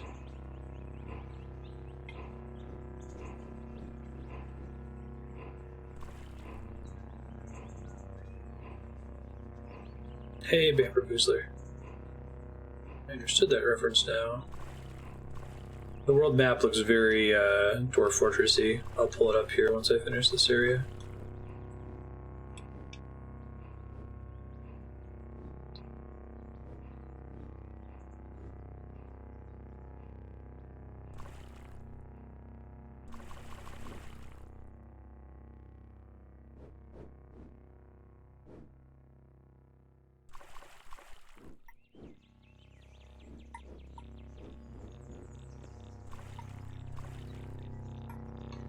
Once I finish exploring this, I'll show you the world map.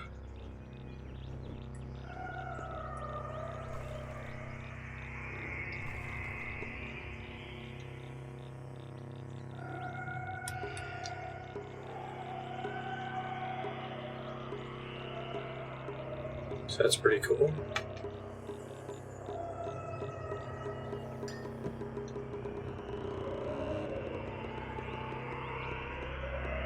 I'm a big fan of the authored content, like procedural generation. My bubble can get popped pretty quickly on it, if that makes sense. But if it feels like this game is like structured procedural generation, where it's like, okay, there's always a statue here, and like the name of the sultan that the statue represents is randomized, and some of the history is randomized, and that can be interesting.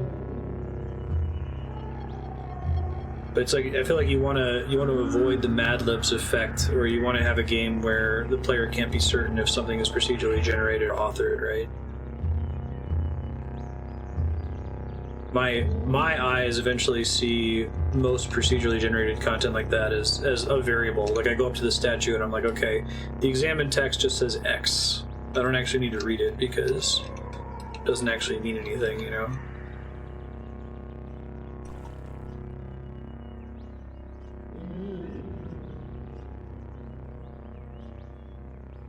Yeah, I'm not sure if my dead characters are affecting the past. I think I'm finding the gravestones of other people playing the games. It's kind of like a mix of Oregon Trail and Dark Souls in that respect. That you're getting gravestones from other people playing it online.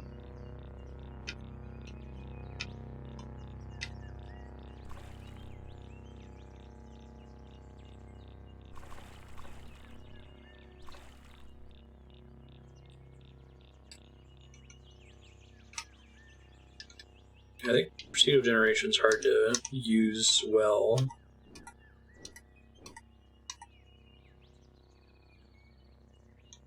I think it depends on the person too. Like, I'm very interested in the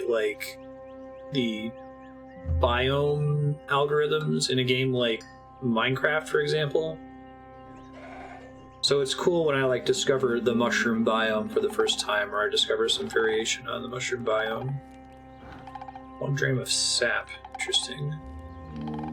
But I can only run into so many mushroom biomes before I get it. The bubble has been popped, you know what I mean? Fill. Oh, I see. Get sap. Empty water skin. I don't know what I'd use that for.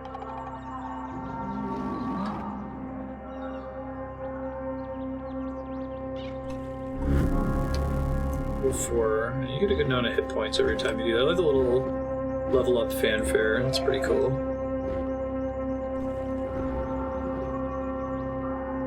Yeah, I think it's still cool. It's not like I'm like super bored of it by the time I see all of it, but like seeing the unique biomes, I guess, is where I'm still excited about exploration. At that point, it's like, oh, I guess a mushroom generated next to an ice biome. That's cool, I guess.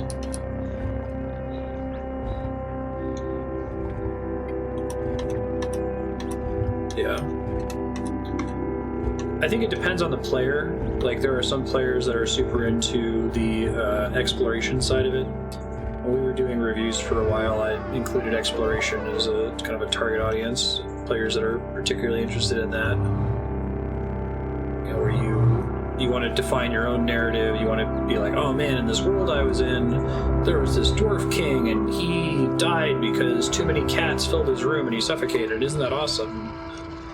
And I am envious of people that can get invested in a procedurally generated world like that, because I just see the X, right? I just see the variable. It bums me out. But I have played some games where they hide it, or it's like couched in authored content. Like, it's a very different kind of game, but Dead Cells, the level design does this, where there's an authored section of the stage, like this section has traps in it, or this section has a difficult enemy in it. And then within those rules, there's some randomization. So it achieves its purpose of being exciting on multiple playthroughs, for me anyway. Going for juke here eventually.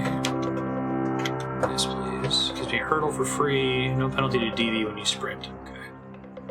Let's save up for juke. Yeah.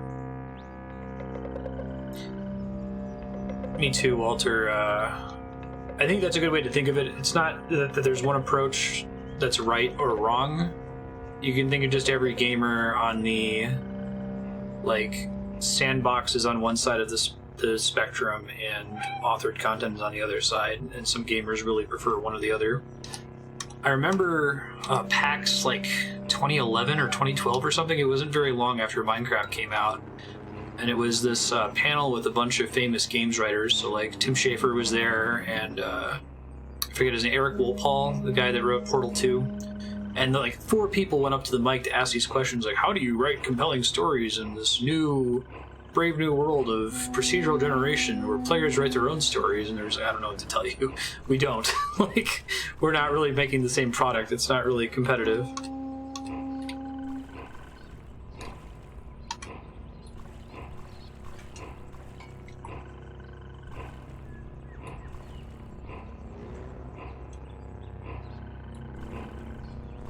I mean, there's only so much you can do with authored content, right? You only have so much time to devote to your game. I think that's the problem. It feels like a dev is using procedural generation to cheat, which I don't think that's what this game is, like, or really any roguelike.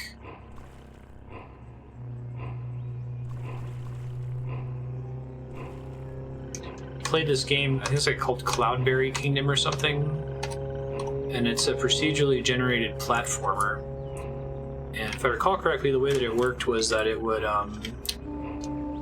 like draw a line through the stage that was a legal path that it knew a player could survive through with jumps and stuff like that. And then it would like dynamically generate traps and hazards along that path. So there was technically a way to get through it, but like you could really tell that it wasn't designed, authored by a person. It felt less satisfying to beat, even if it was insanely difficult and everything was like frame perfect.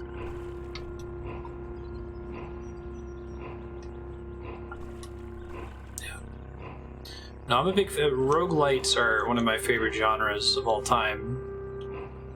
I'd be really sad when this character dies who I've spent all this time grinding with. I'm just gonna keep going for now. More levels can't hurt.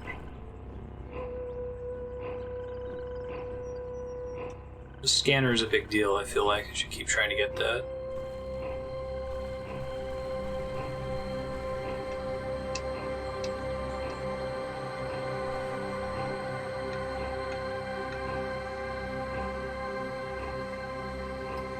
Time for me to rest.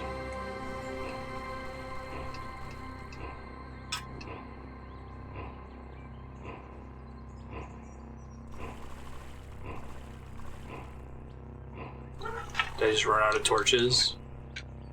I missed that. That was in the... Can I like scroll through the text log or something? I don't think so. Check my inventory here.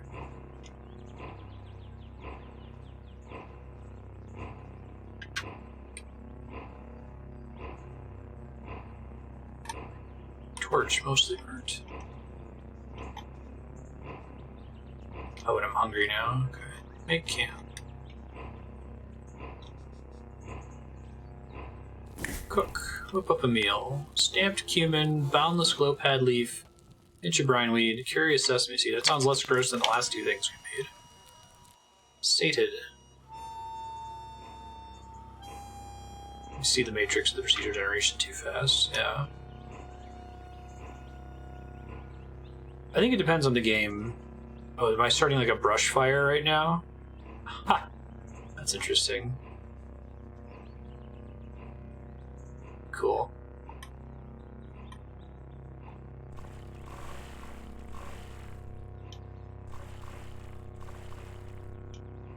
So like if there's something else that's randomized there's too many combinations for you to see all of them, I think that I can still have fun. So like this game would definitely fill that void, right? Where like your starting gear and what sort of items you find can make an interesting combination where, although the challenges start to look familiar over time, how equipped you are to deal with them is going to be possibly unique every run. So like something like Slay the Spire, you know, there's only so many different challenges that you can run into in Slay the Spire, and after you play it for like 10 hours you will have seen all of them. But you're not always going to get every combination of cards and relics that you might want. You might get a particular combination that you get this feeling that I'm never going to get this combination of cards and relics ever again. So now it becomes, I have this mastery of the game.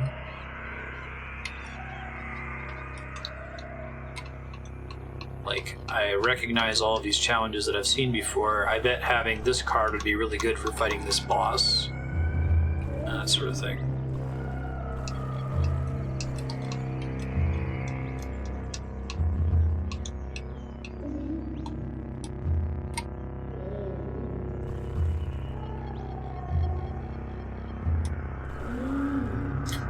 I think my favorite roguelites have some pretty heavy authored elements, though, like Darkest Dungeon, where it's like, okay, if I go in this dungeon, I know that there are this kind of enemy, that there's a risk of this random event occurring,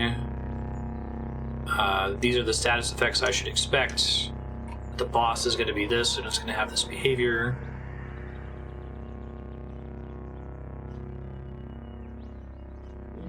Oh, it sounds right, Bamber Boozler. This is like my 6th life or something. I'm taking DJRX's advice to go through and try to farm some of these mobs. Probably get one more level up and then go try to do my quests. Just having more health is a huge deal. I already have significantly more health in the run where I maxed out my toughness.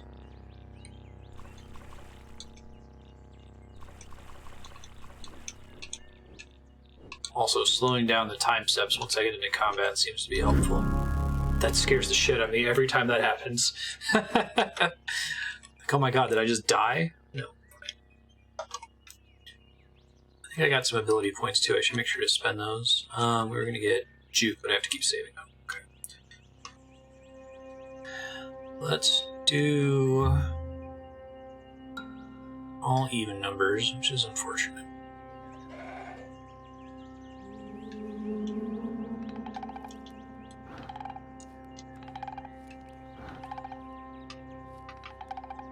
And do the one that cost me the most points to build up at the start, right?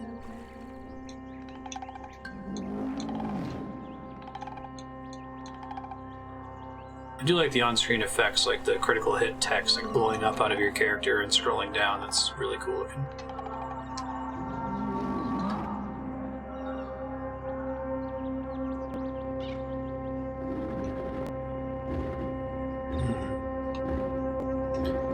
I feel like it depends on the game. Like, to me, a good roguelite is one where you can win even if you have a suboptimal build if you play smartly.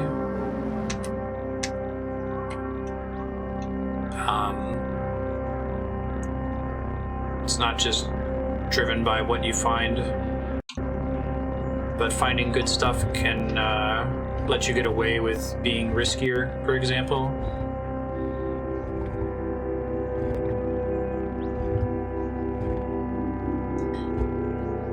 Does this game have more save or die effects, Bamber Boozler, where it's like possible that you just get wrecked in one turn before you get a chance to respond? I'll do one more level and then we'll go do the quests.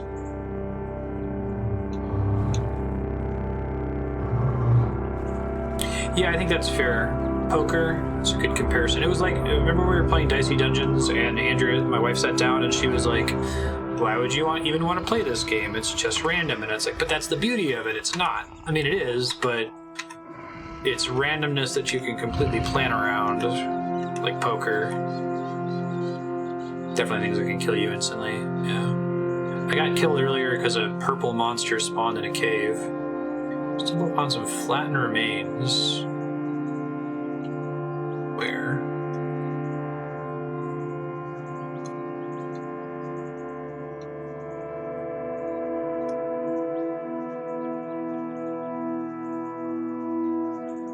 Maybe they meant down there.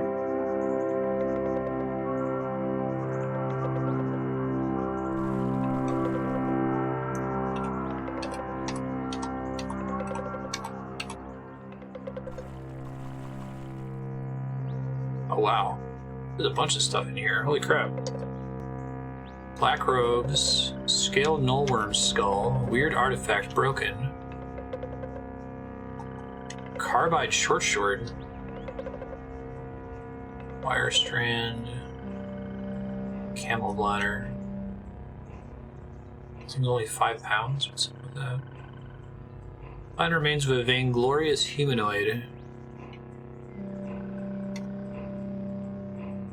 Alright, let's see if I want to equip any of this stuff.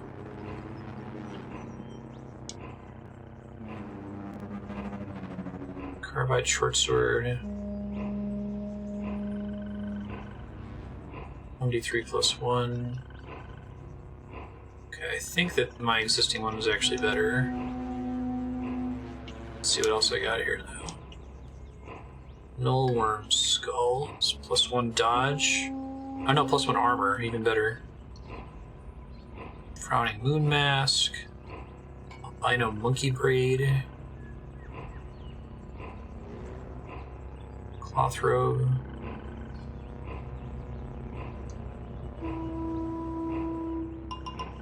Moccasins.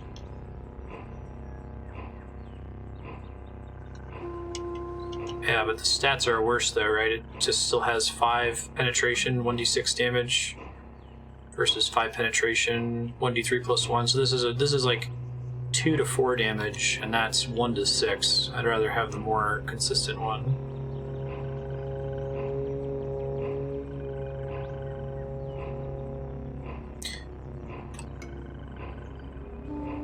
Yeah, and well, like the thing with Darkest Dungeon, and the reason why I think Darkest Dungeon is so brilliant is that the game's all about risk-reward analysis. It's all about making an informed decision because you have borderline perfect information. That's why I'm enjoying this game better now that I have this scanner thing that tells me how many hit points the enemy I'm attacking has.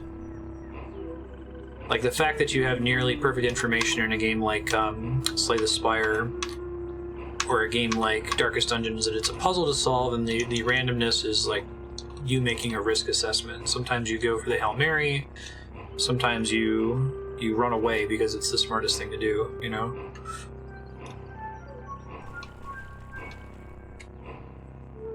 No worries, Leon. Generally should be better than Steel, though. It might be because the other one is, it has the Opal Pommel. It's giving me a +1 strength bonus. Is increasing the base damage. I guess, anyway.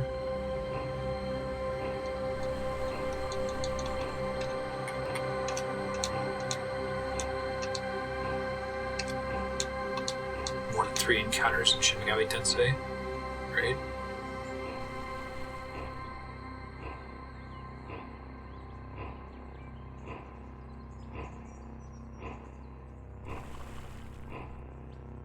Yeah, so maybe that's my opinion. I've been trying to like figure out how I feel about roguelites and roguelikes as a genre.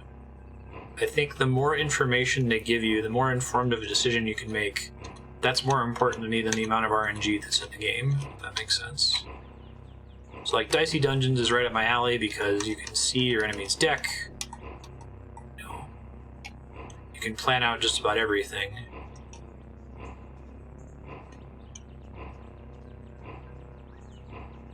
Bronze, iron, steel, carbide. Okay, cool. Probably sells for a lot. We're doing one more level and then we're gonna quest. It's gonna be great.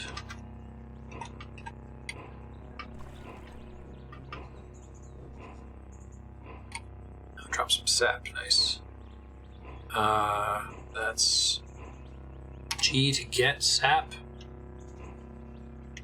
Get 1 dram of sap.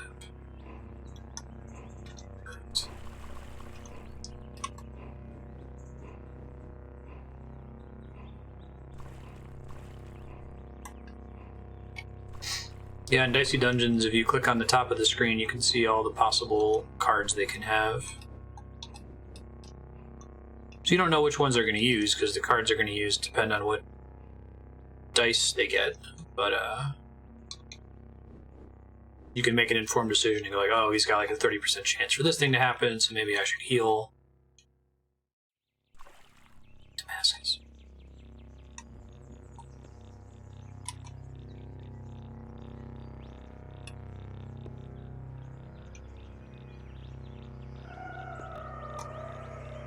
Or just shit riding on the ground here. Iron.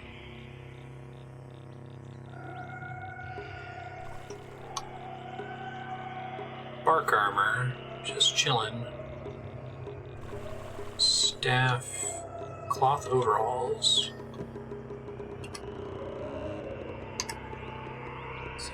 Pants. Body. Oh, that's a flat upgrade. Nice. Okay.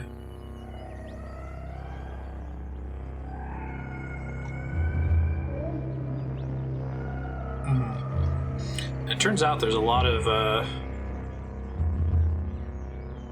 design space in D6s. This is a fun little room. Like, this room just generated with a bunch of cool stuff just sitting on the ground. I'm into that. So do we want dodge or do we want damage reduction? I guess I'll take the dodge for now since I'm kind of invested in that direction. Wooden arrow. Auto got, I see. Because it's like trivial resources, I guess.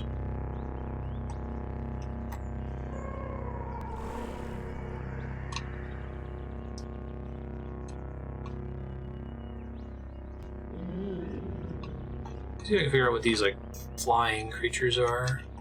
Dragonfly, flying, that's what that means. The little arrow. Makes sense.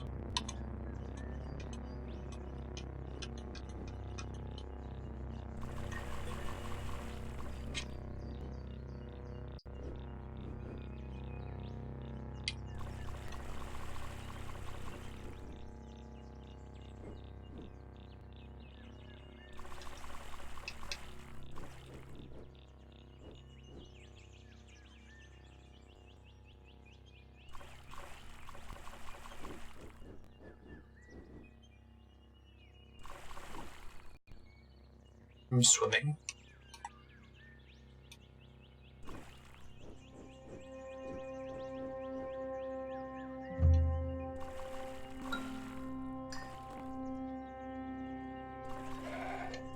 Come on, just one more level up. Let's see how close I am. 981 till next level. It'll take a minute.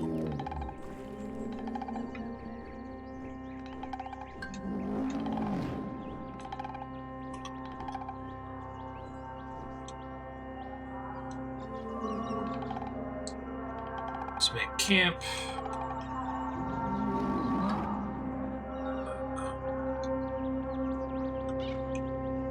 Cook. Whip up a meal. A gram of dragonfly thorax, a gram of water, and a marvelous blade of grass. Wonderful.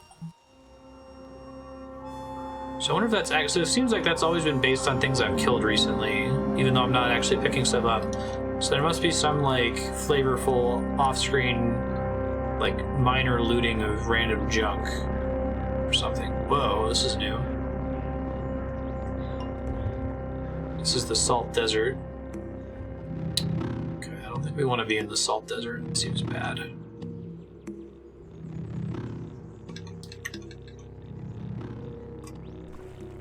Yeah, these are like salty swamps, basically. Not like rivers or anything like that. Ooh, sap. I don't know what the purpose of sap is yet, but I like it.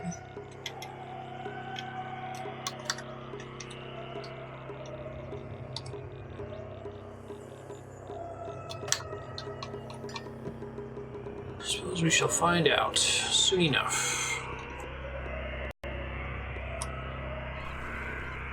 Oh, interesting. I think the amount of XP I get per kill goes down the stronger I am than things as well. I didn't realize that before.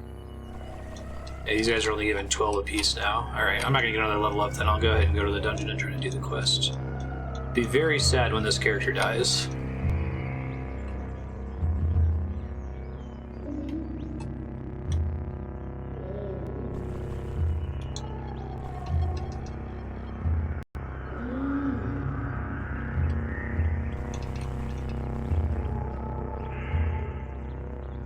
Oh, that's a cool idea. Yeah. Drop it on purpose. Dandy cap. Nature bequeathed a dandy cap atop its slender bowed stalk. Gills pucker on its underside. Takes its pigment from the sap that weeps nearby. Interesting. Dandy cap is destroyed. Hey, sir. Oh, whoa. Brooding gold puff spores. That seems bad.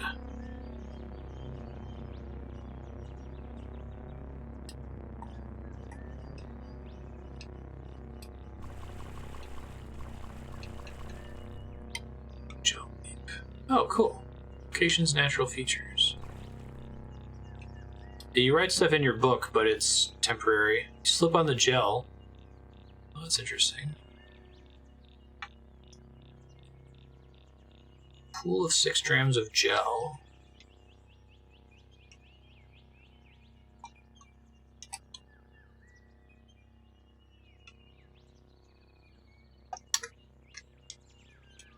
So I guess you could use this to make enemies slip around. Guy just did. If you dump it on the ground, it's pretty cool.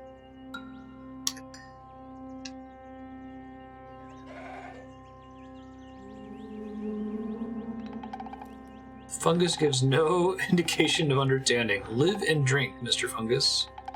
So that fungus just produces this goop, I guess. Interesting.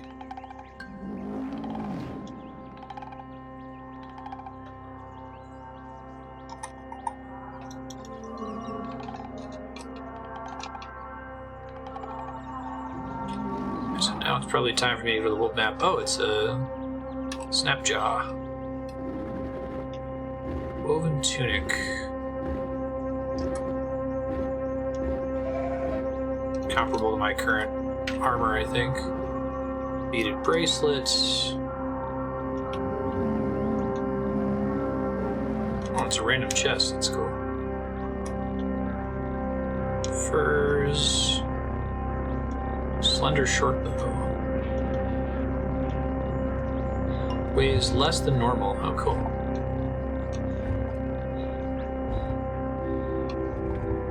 More dragonflies, more campfires. Oh shit, it's a purple enemy. Lots of regular enemies too, and I'm not really hitting, am I? Alright, time to run. Run away! Oh my god.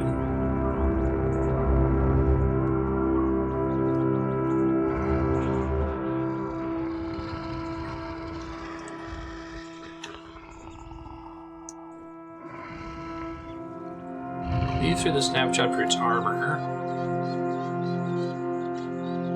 Okay, I killed them. Hooray! That was terrifying. I might be able to try killing that purple thing. It's famous last words, right? It's a horrible idea.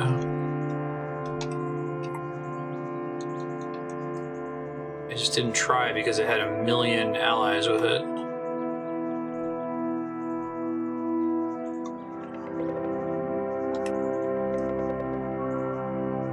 Two-handed sword, battle axe, short bow, Vinewood sap mask. I might want that.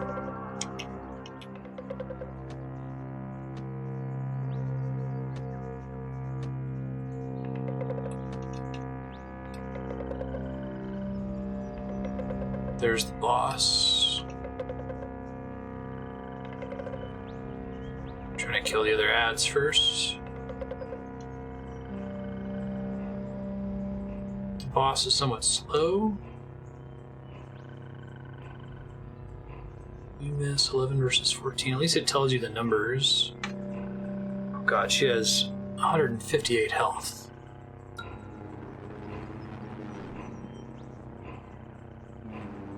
Cleaves through your armor. Yeah, about that. Okay, sprint came back up. How does butcher corpses work?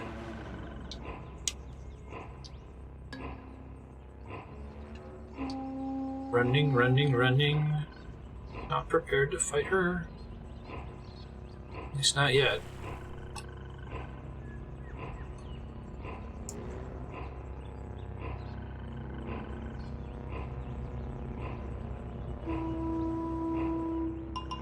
Choppa.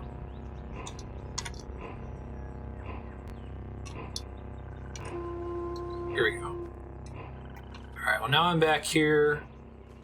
Much more prepared than I was before. Let's go ahead and make camp.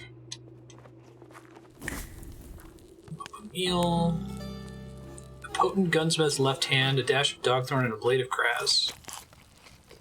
Tastier than usual. 10% hit points for the rest of the day. That's cute.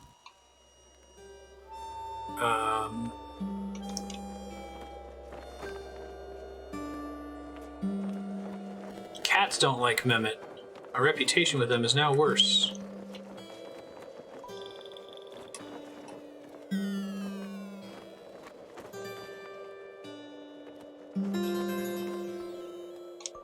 So NPCs will buy an unlimited amount of stuff for me in this game, is that true? Hey, I'm Noir, thanks for the follow. Appreciate that. Glow sphere, how does that work? Glows in the light of auroras absorbed aeons ago.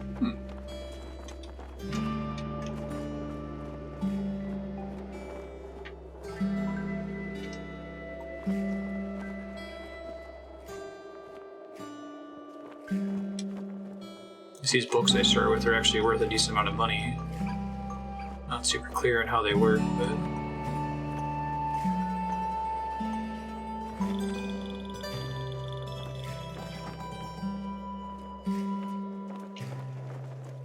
$49 drams of fresh water to even up the trade. Ah, because I don't have money. Okay. That makes sense. Sure. Cool. Okay. And I can buy it back from them later.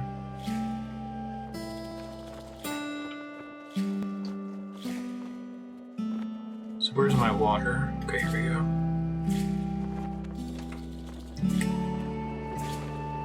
Thirst is mine, my water is yours. I love the achievement progress. Your thirst is mine, my water is yours. The wording is improved. I should just go ahead and use my reputation. I still haven't done that, you know? Learn to cook apple mats. Shares the recipe for apple mats. Okay. So when I cook now, if I have specific ingredients, I can use them, I guess? That's kind of cool. Factions. Antelopes, apes, arachnids, baboons. So I guess this determines whether they like auto aggro you or not if they're particularly low. Okay. Sultan histories, high scores.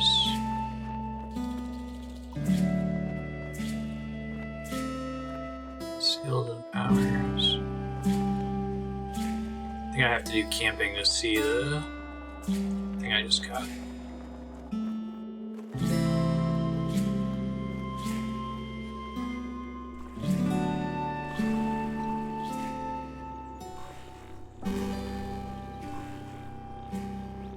Cannibals. Oh god, it's baboons. I ain't got time for y'all. Y'all were kicking my ass last time. Power of several level ups, apparently.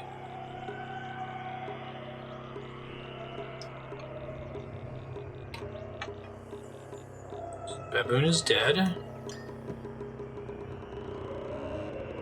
Baboon corpse, I'm good.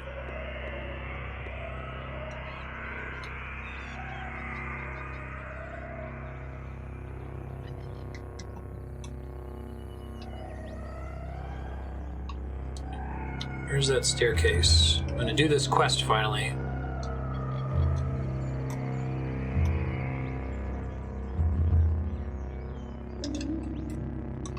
There it is.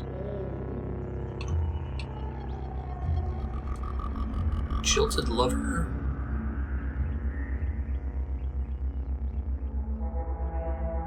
Whoa. Weird artifact explodes. Fungicide. The enemies in here are way worse than they were last time. But I'm way stronger now, so it will be okay. I'm guessing that your level is factored into combat calculations in this game, it seems like. Young Ivory, what's that? Packed into rents in the shale are spinescent shoots of blooming ivory. Hostile.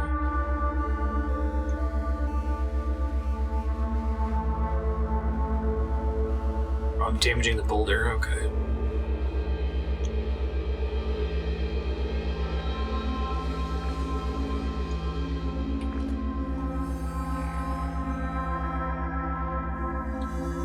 Seed spitting vine. Yeah, the number of enemies in here is way more enemy variety than the first time we came in this cave forever ago. I wonder if it scales a bit with your level, depending on when you come in here the first time. Sure, if level itself has any effect. Yeah, the locations and quests being fixed seems like it's a big deal. Bloody beetle bum. Uh-oh. Oh, that sucks. Oh, that's a bummer. What a bummer. You were so close to killing it, too. I had 9 hit points and it hit me for like 10. I got like a crit. Oof. Well, 3,579 points. Big oof. I guess I'll try mutated human again. Oh, there's a lot of grinding. Piss it all away.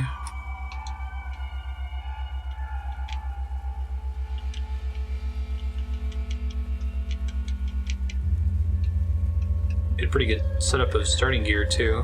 Alright, now that I've played enough, maybe I can figure out what these morphin types are. Chimera. Can I get a description? Maybe not. Oh, here we go. Gain extra mutation, but it doesn't manifest right away. Whenever you gain a level, there's a 33% chance you're done destabilized. You can use 3 random mutations. That's cool. I see, so that costs 3.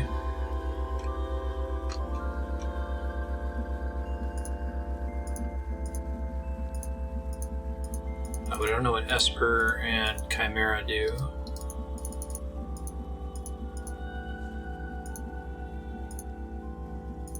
Using up my mutation points, okay.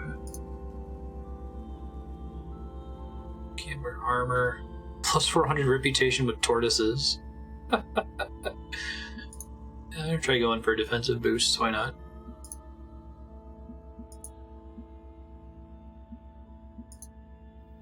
Oh, is this a changed UI?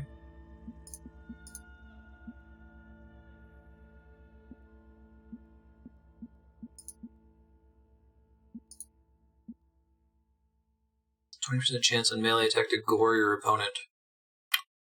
That's neat. 100 reputation with antelopes and goat folk.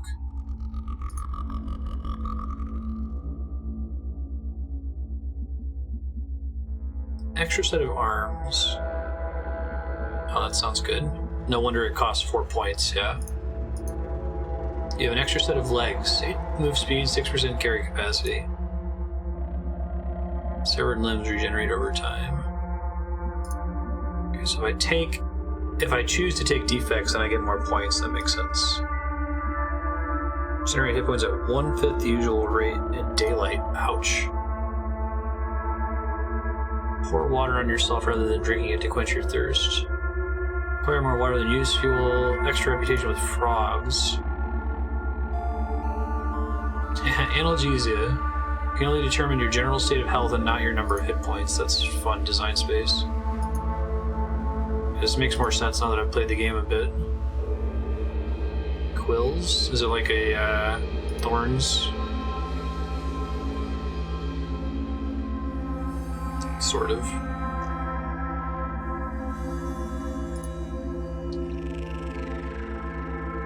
Cannot wear shoes.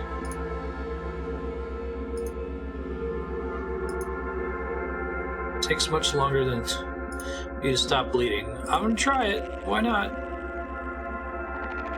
I think almost all of the mental mutations are activated abilities, which I'm not super excited about because I'm not gonna remember to use them. I'm not good enough in the game yet.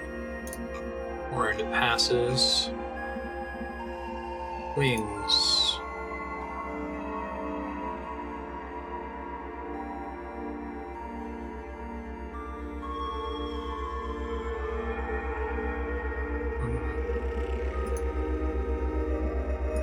Rep with apes.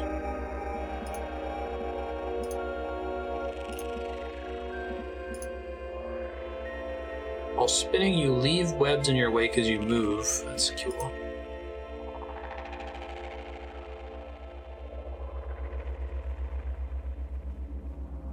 .200 reputation with roots, trees, vines, and the consortium of Phyta. Yeah, let's take night vision. That was pretty nice. I see. So you get like way more abilities potentially as a mutant, depending on what you take.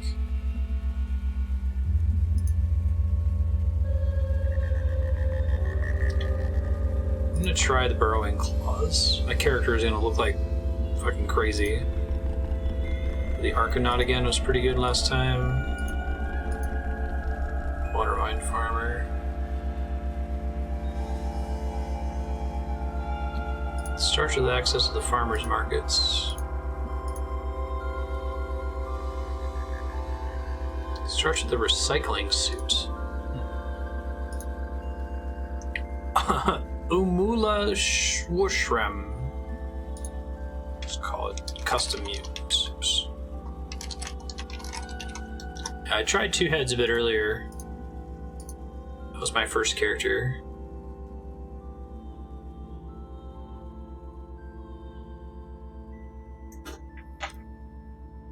Start with a pair of crocuses. Why not? I'll start in a different place this time.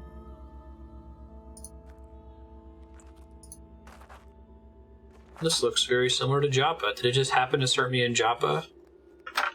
Recycling suit.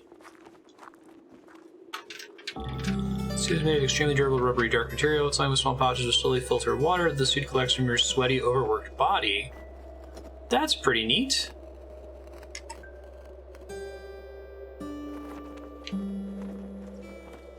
I was supposed to start with Crocusins. Maybe I screwed something up when I selected it.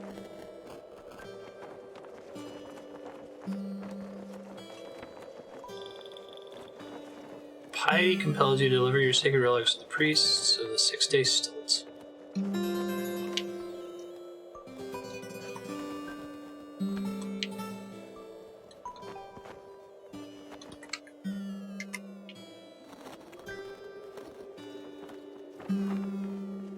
Antelopes and pariahs don't like me. Bummer.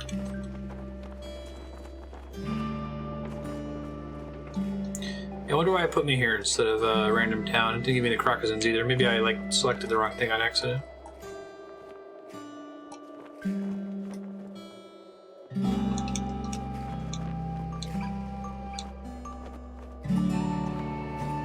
Oh right, I don't have the thing that lets me scan and see their health anymore. Guess I can use the estimate, it's not that bad. Oh right, I've got hemophilia. I don't bleed that often. Bleeds immediately. Okay, done bleeding.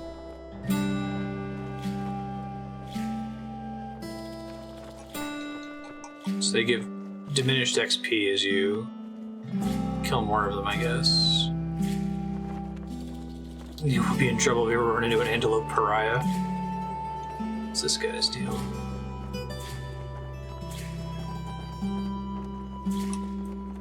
Get back here, buddy.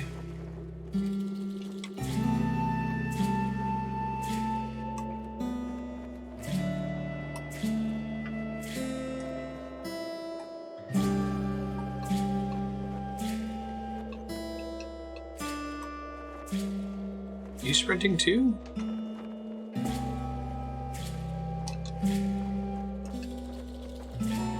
Meet you on the other side, dude. Oh. Glory to Shakina, Mechanimist Pilgrim, Vine Weaver. Okay, he doesn't have anything interesting. Running around all suspicious looking.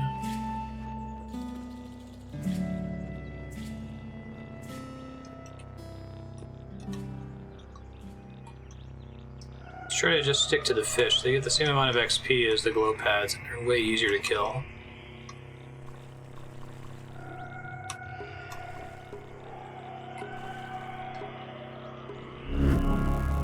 There we go. 74 skill points, 1 mutation point.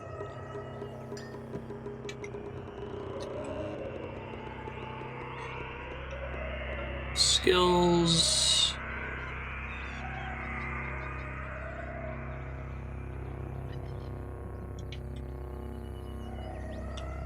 up tactics, that's fine. Where's my mutation list?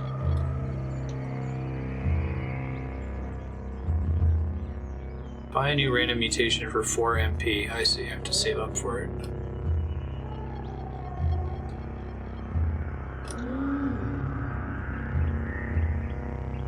Young ivories make you bleed. I see.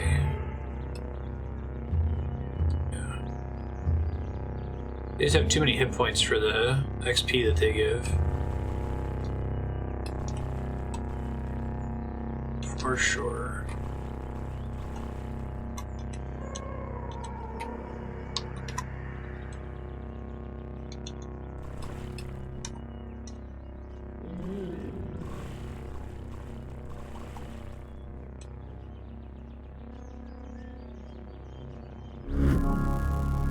Level 3 attribute points. So, yeah.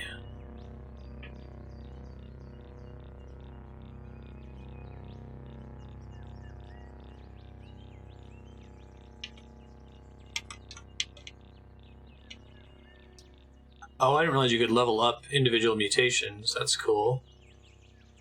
You grew a beak. No more helmets. So I'm decreasing the penalty, the dodge penalty.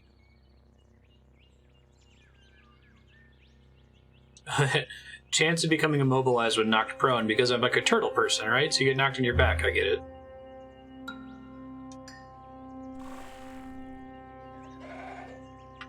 I've seen you get up before. Those times I was slightly on my side.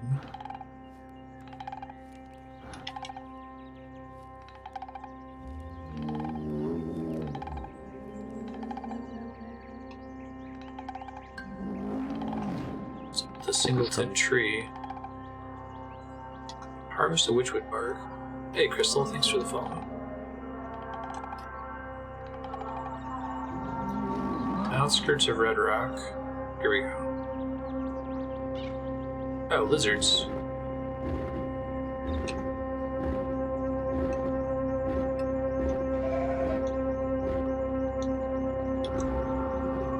Got some snapjaws.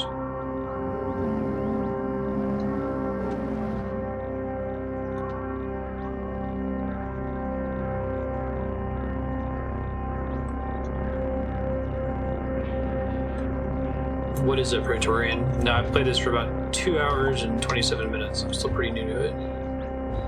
Replay it. Nice.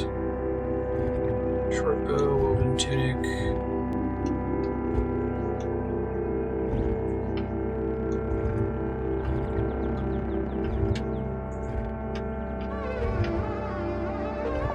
Salt hopper cleaves through your armor.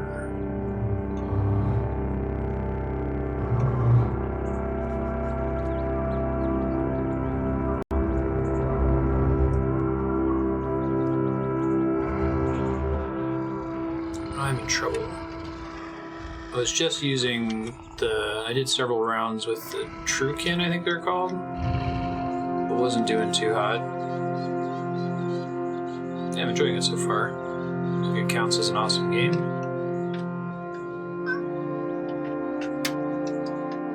The sprint just has a cooldown. I mean, it looks like it has a downside where it drops your dodge value while you're sprinting if you haven't taken a hurdle. Other than that, there doesn't seem to really be a downside for using it.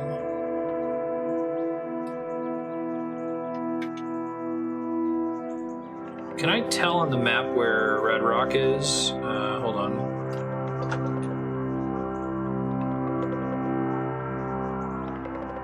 There's Joppa. That should be Red Rock right there.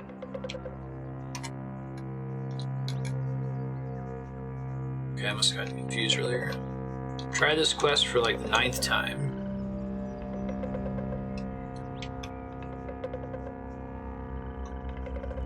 Praetorian's like a starter. Let me see.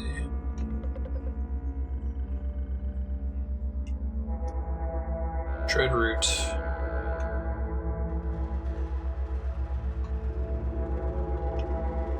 Shortbow, copper nuggets. I could try that out next time.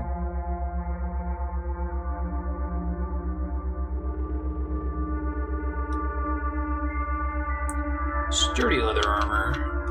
Which I didn't check to see what I started with here. Oh, right, I can't wear armor because I've got this carapace. That's fine.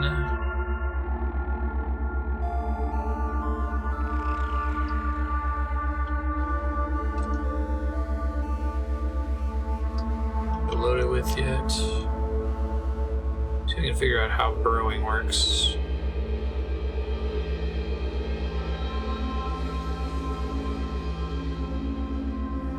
Oh, you can dig. That's cool. I was wondering about that before. So is it letting me do that because of my burrowing claws, or is it using my weapon for that?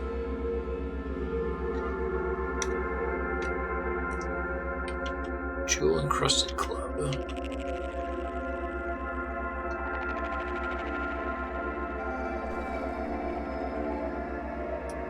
Brackish water. There's just a bear down here? Okay.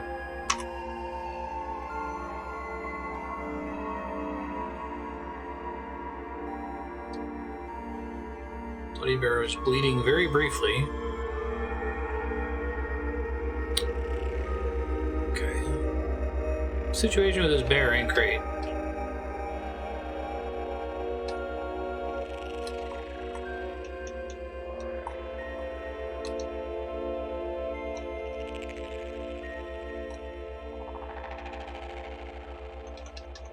Run away!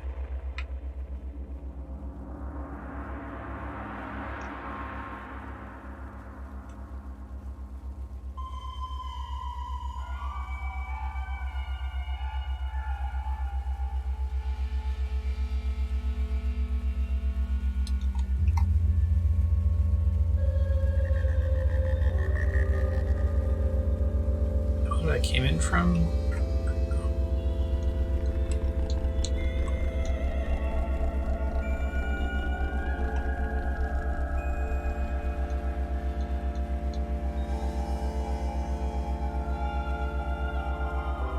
Do bears go downstairs is the question.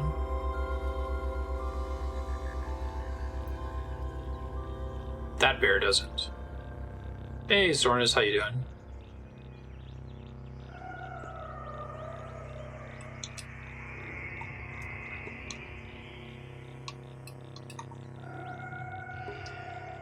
It's my star apple tree. Can I get something from it? No. Okay.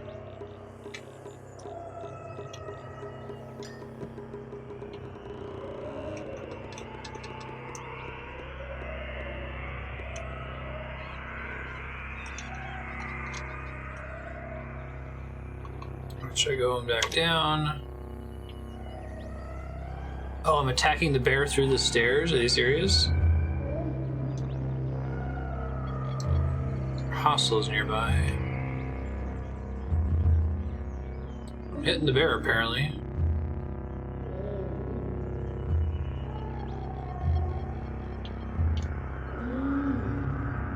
Hooray, we did it! Bear is defeated.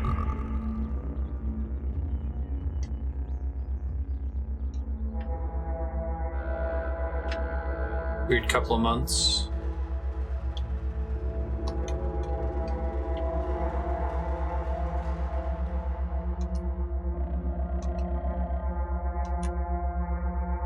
Got more snap jaws. You're stunned for the turn. Rude.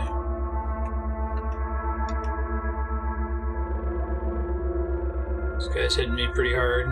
Okay, now he's dead. Let's heal. Here we go. Slender leather apron. Can't wear that. How about that wide-brimmed hat? I can still wear hats. Yeah. Creepy mutant. My burrowing mole claws. My turtle shell. My little wide-brimmed hat. I have moccasins on this character yet?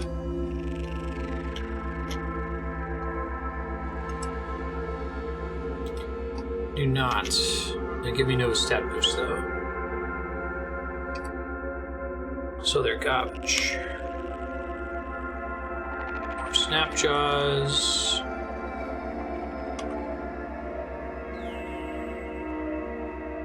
I gotta be willing to run away this time. So that skull is damage reduction instead of dodge. I think I want to try to stack damage reduction here. Grave beaded bracelet.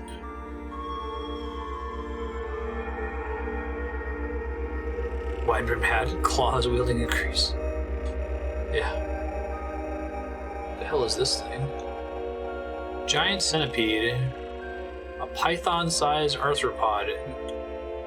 Undulates forward on hundreds of chittering legs. Nope. I'm good. No thanks. Or skin gloves. I don't think I'm allowed to wear gloves in this character because of my claws. Is that right? Lower hands. Oh, no, I can because I forgot I have 2 sets of hands.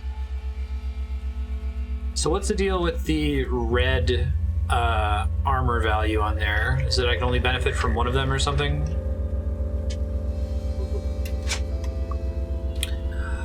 No, so on this channel we're trying to beat every awesome game ever made. I have a voting system where viewers are earning currency in chat you can use to spend to vote for what game we're going to play next. And then we also play games recommended by subscribers every so often. So this was DGR, one of our subscribers, suggested this. We've been playing it for about another 25 minutes. If it gets added to the voting spreadsheet and wins, we'll play it till we try whatever beating this game is. The how long to beat estimate was 60 hours, but I know that with these roguelikes, like, it's kind of difficult to define beating something like this or Dwarf Fortress or ADOM. Probably find some way to make it fit, though.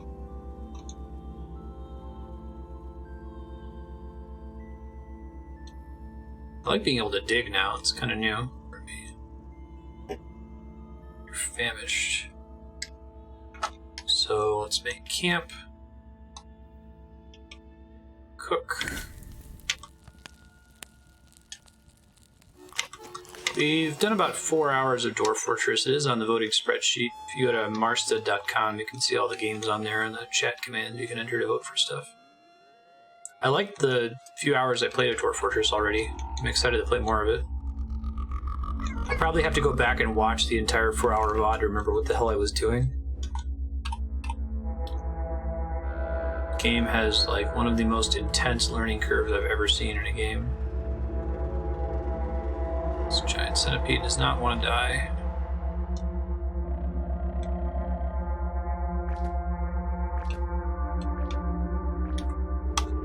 Centipede follow me from upstairs? Rude.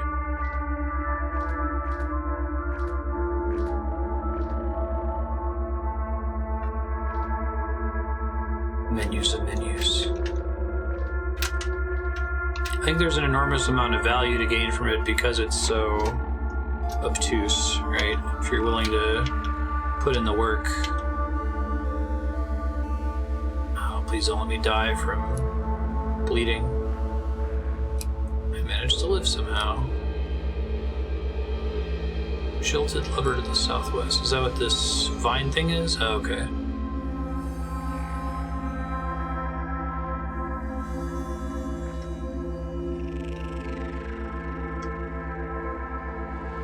Hemophilia, no! Whew. Cutting it close. Grabbed by a jilted lover of mine.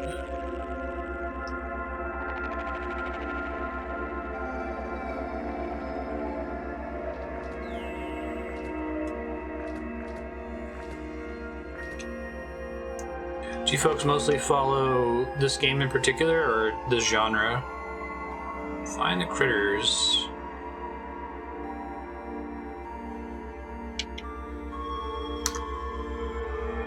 Cool.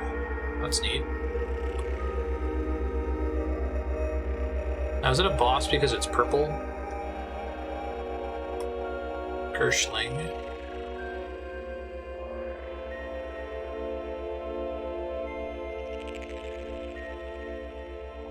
Hit for 1 damage with your lit torch. I see about tighten my carapace. Oh, it was only for like 1 round. Okay, I see. Oh, he just crit me. Oh. Try to get out of dodge here. Maybe I can heal somewhere.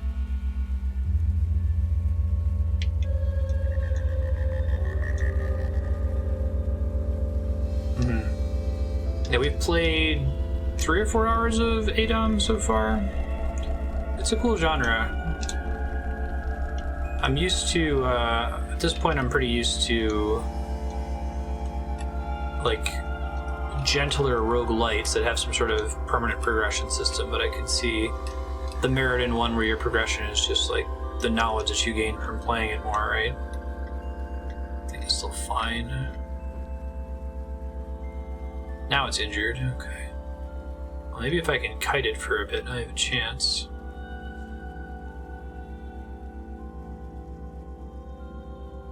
He's starting to hit me pretty hard here. Badly wounded. Hey, it's done. Thank goodness. Get a critter corpse. This is the furthest I've ever been, so now I'm, like, guaranteed to die, right?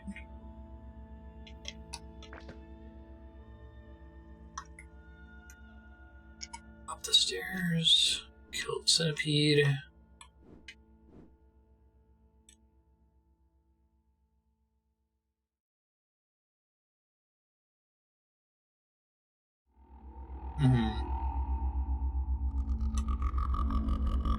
Yeah, I'm super into the setting in this game. I love you just load in and there's all these great little proper nouns that just give you lots of information, and the idea of like this weird kind of sci-fi fantasy salt planet. Like, I really enjoy the number of elements in this game that are authored that are like, okay, there's the town of Joppa and that's pretty fixed. It has the same NPCs in it that give you the same quests. Like, the reputation is procedurally generated, but the other stuff about them is authored. I guess I'd have to think about this. We were talking about authored versus procedurally generated content earlier, and like, I'm wondering if authored is always strictly better. It's just that the reason we accept procedural generation is that no human being could possibly author all the content that procedural generation can provide, you know? So that means we try to use it sparingly when possible. Here's the game, good luck. Yeah, I could hear Dune as a comparison. I really hope that, was it Denis Villeneuve movie is good. He hasn't made a bad movie yet, so. Alright. Turn in this quest, assuming that's how it works. Found a bits from gnawed water vine and slew a white spiderling. I carry its corpse with me. What a hideous thing. I dread the horrors its presence portends. Bring the corpse to Elder Iridat's hut. Yeah, Arrival is like one of the best sci-fi movies of all time. The Lynch one's studio meddling was part of the problem there. Moon and sun, can it be? My grandfather and his grandfather. This is a Gershling. It's an infernal creature of plague. Not for a millennium. Why now? 1,000 years ago, in the last days of the Sultanate, a series of 7 plagues called the Gyre spread through and out of the cut. This is so cool. Long-stewing punishment for some trespass committed in the soft sludge of Primordium before even the Sultans reigned. It also reminds me a lot of, was it Dark Sun? It's a tabletop RPG campaign, which is also fairly Dune-inspired. Dark Tiding, this is. There's a rabid black-robed figure with the Gershling, a glow white. Worship the Gersh Nephilim as gods. So many cool proper nouns. Yeah, that's cool, Crystal. I'm going to be ending here in about 15-16 minutes, but I'll have this posted on the YouTube and the VOD will be available if anyone wanted to check it out. I'm sure we'll come back to it in the future if DJ Rick wants to keep it on their sub-block or someone wants to add it to the voting spreadsheet. I dig it, though. It seems like it qualifies as an awesome game, so worth beating eventually. Thanks for asking. I wouldn't want you, though, to share it and have people join in right as I'm signing off and switching to Wild Arms and Pikmin 2. Uber Nostrum Injector. Weird artifact salve injector. Plus 200 chopper reputation. So it seems like most of the rewards in this game are randomized, and even like the gear you start with. Is there anything in this game to keep you from cheesing, like generating a character over and over to try to get a good set of starting gear?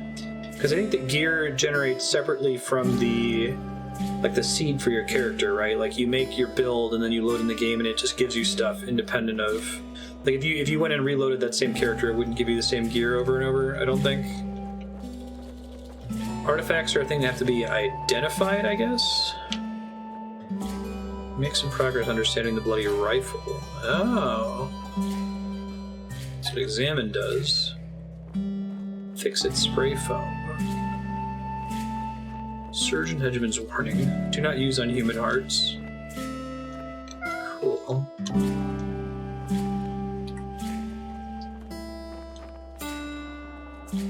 Bloody pump shotgun. 8 penetration, 1d2 empty. Oh, cool. So the more you investigate it, the more you learn about it. Artifact just basically means unidentified item. Rob Joppa to get stuff. I see. Cover 0.6 hit points per level per round. Into the 10th round, you're purged of all short-term biological debuffs and you regrow up to 1 severed appendage. That sounds nice. Somewhat based on mutations. Okay, that makes sense.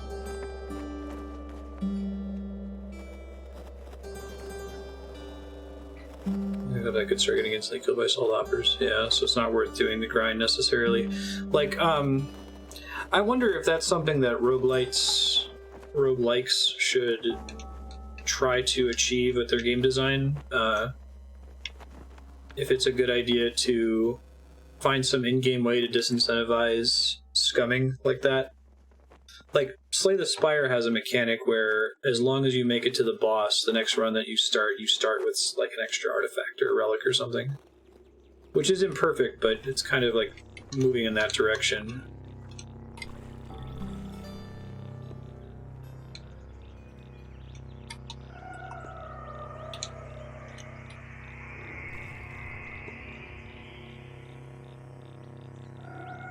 Hear stories from friends.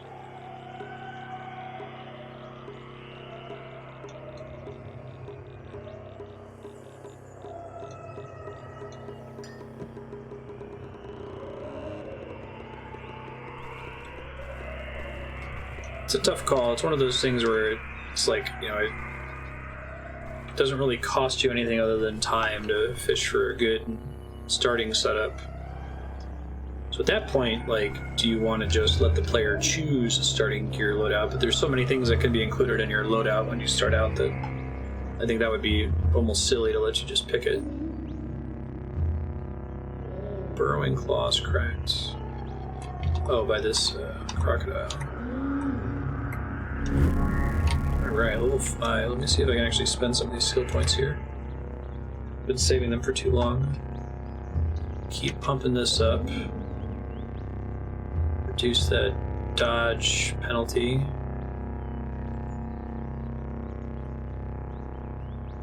Reduce the chance that I get stuck on my back like a turtle. Ooh, plus 5 AV. Inherent. May not advance this mutation's level yet due to insufficient points, or need to be a higher base level first. HOM 3 custom scenarios restarts the random artifacts, a good one for your hero. Decisions are chosen for your knowledge of the game. I see.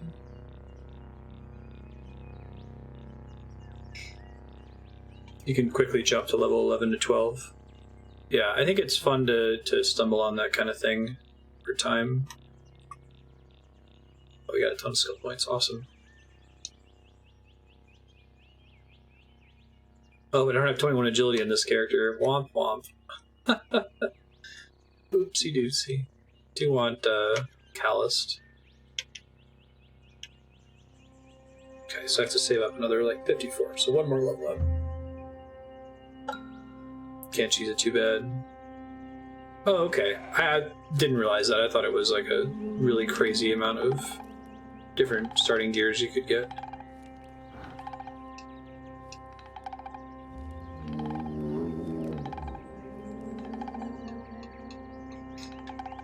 Ace, have you beaten the game to the extent that that's a useful phrase? Does this game have credits? Is there like a final boss or a final objective that you could arguably say is beating it?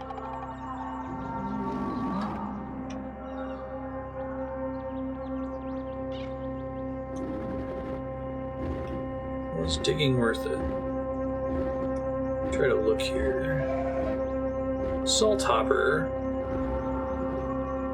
Injured. Equimax.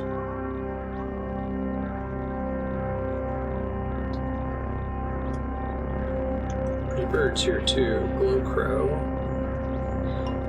Neutral.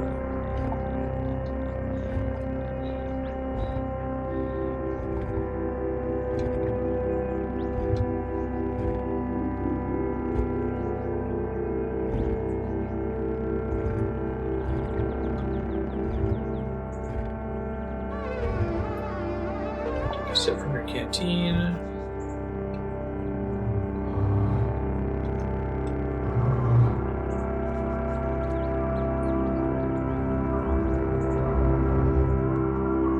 Nice,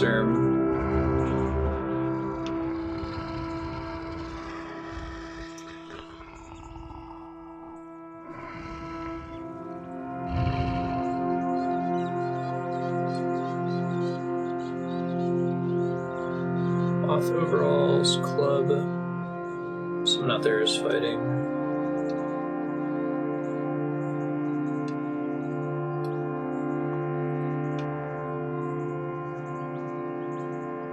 But their cat might be an upgrade, actually. Maybe? No, it's comparable to my skull.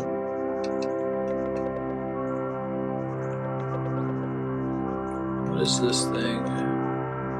Irritable tortoise. Friendly, because I am also kind of a tortoise. Let's trade. Poor tortoise has nothing to trade.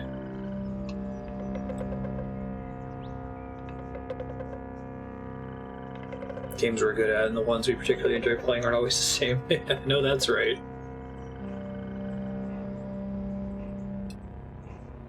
I think that sometimes being good at a game, like being able to see its structure and reduce it to its degenerate components, can, although it might make you better at understanding it, might make it less interesting to you, if that makes sense.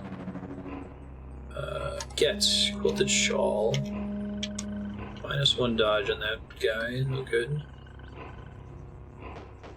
Carapace gives rep with turtles, yeah. Thought that was super goofy. That's never gonna come up.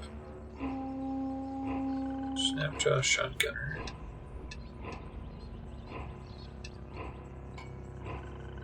Counterweighted bronze dagger. Why do we care that it's counterweighted? +1 to hit. Oh, that's cool. I think it's better than my sharpened Chris, however you pronounce that. 6 penetration. I guess the damage isn't great.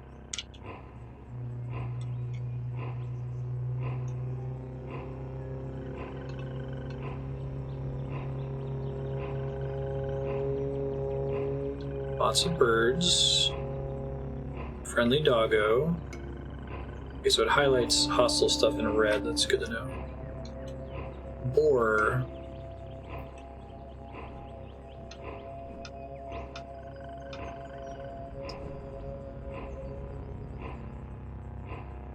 Poor dog.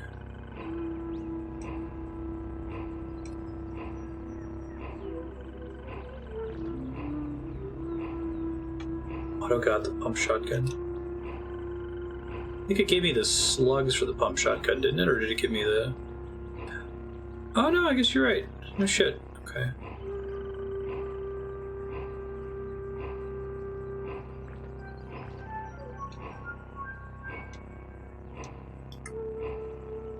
Should be able to load it now, right? So bloody is not a punishing effect. If something is bloody, you don't need to like clean it or something.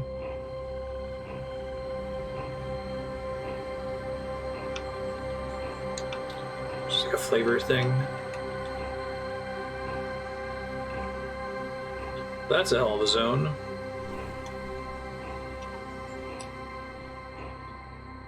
Moved a little bit too fast there.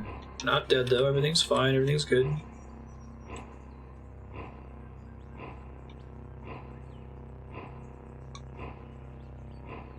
I think auto get is set up so that you can configure it however you want. I didn't mess with the default settings.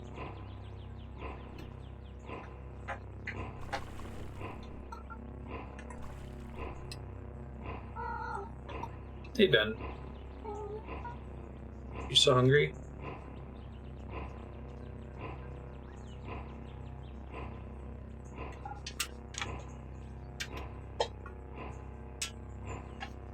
Cats are being bad. 1 second, sorry.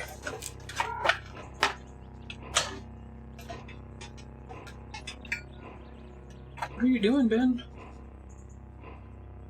Jumping around?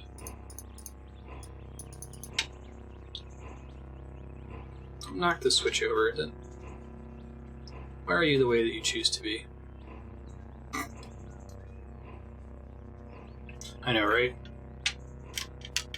speaking of eating, I completely forgot to do that with this character. Make camp. Cook. Snapjaw Scavenger's face, smidgen of dominant shavings from a tortoiseshell, a dash of carved foamcrete flake, and a glow crow feather. Delicious.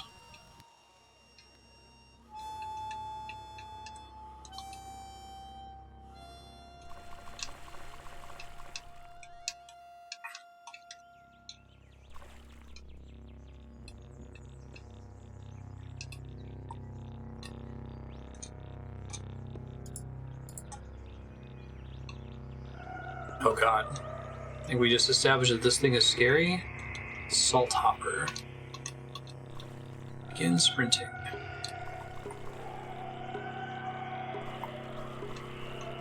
It's got a pretty scary looking little sprite there.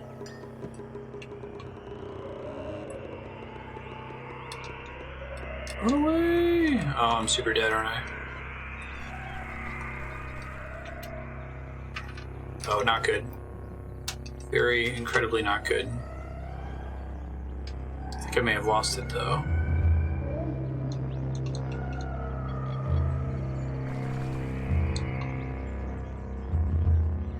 It kind of looks like a killer bunny.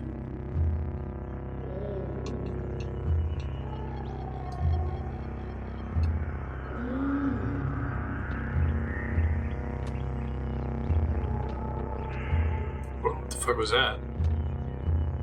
Set the ground on fire? Oh, there's a purple character here. Jeez. Hey, thanks, Izlua. Good looking out.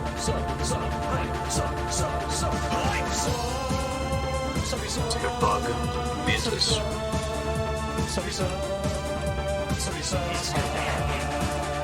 Drop some like boots. You're super awesome. Thanks. Appreciate that. Kill the boar already. There we go. Oh, leather moccasins. Not anything exciting.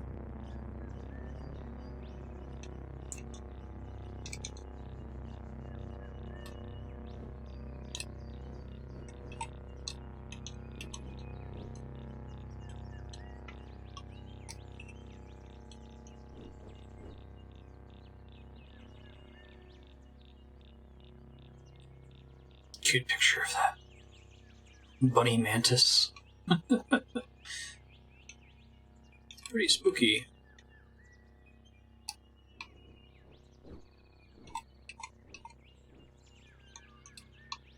Oh god, there's another one. Run away!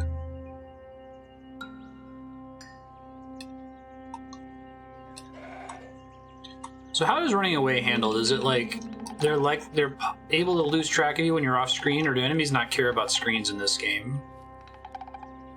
They only track like total distance or line of sight or something like that. More friendly turtles.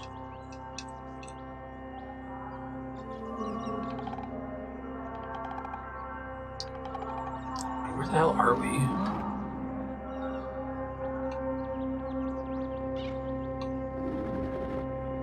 The Rustwells.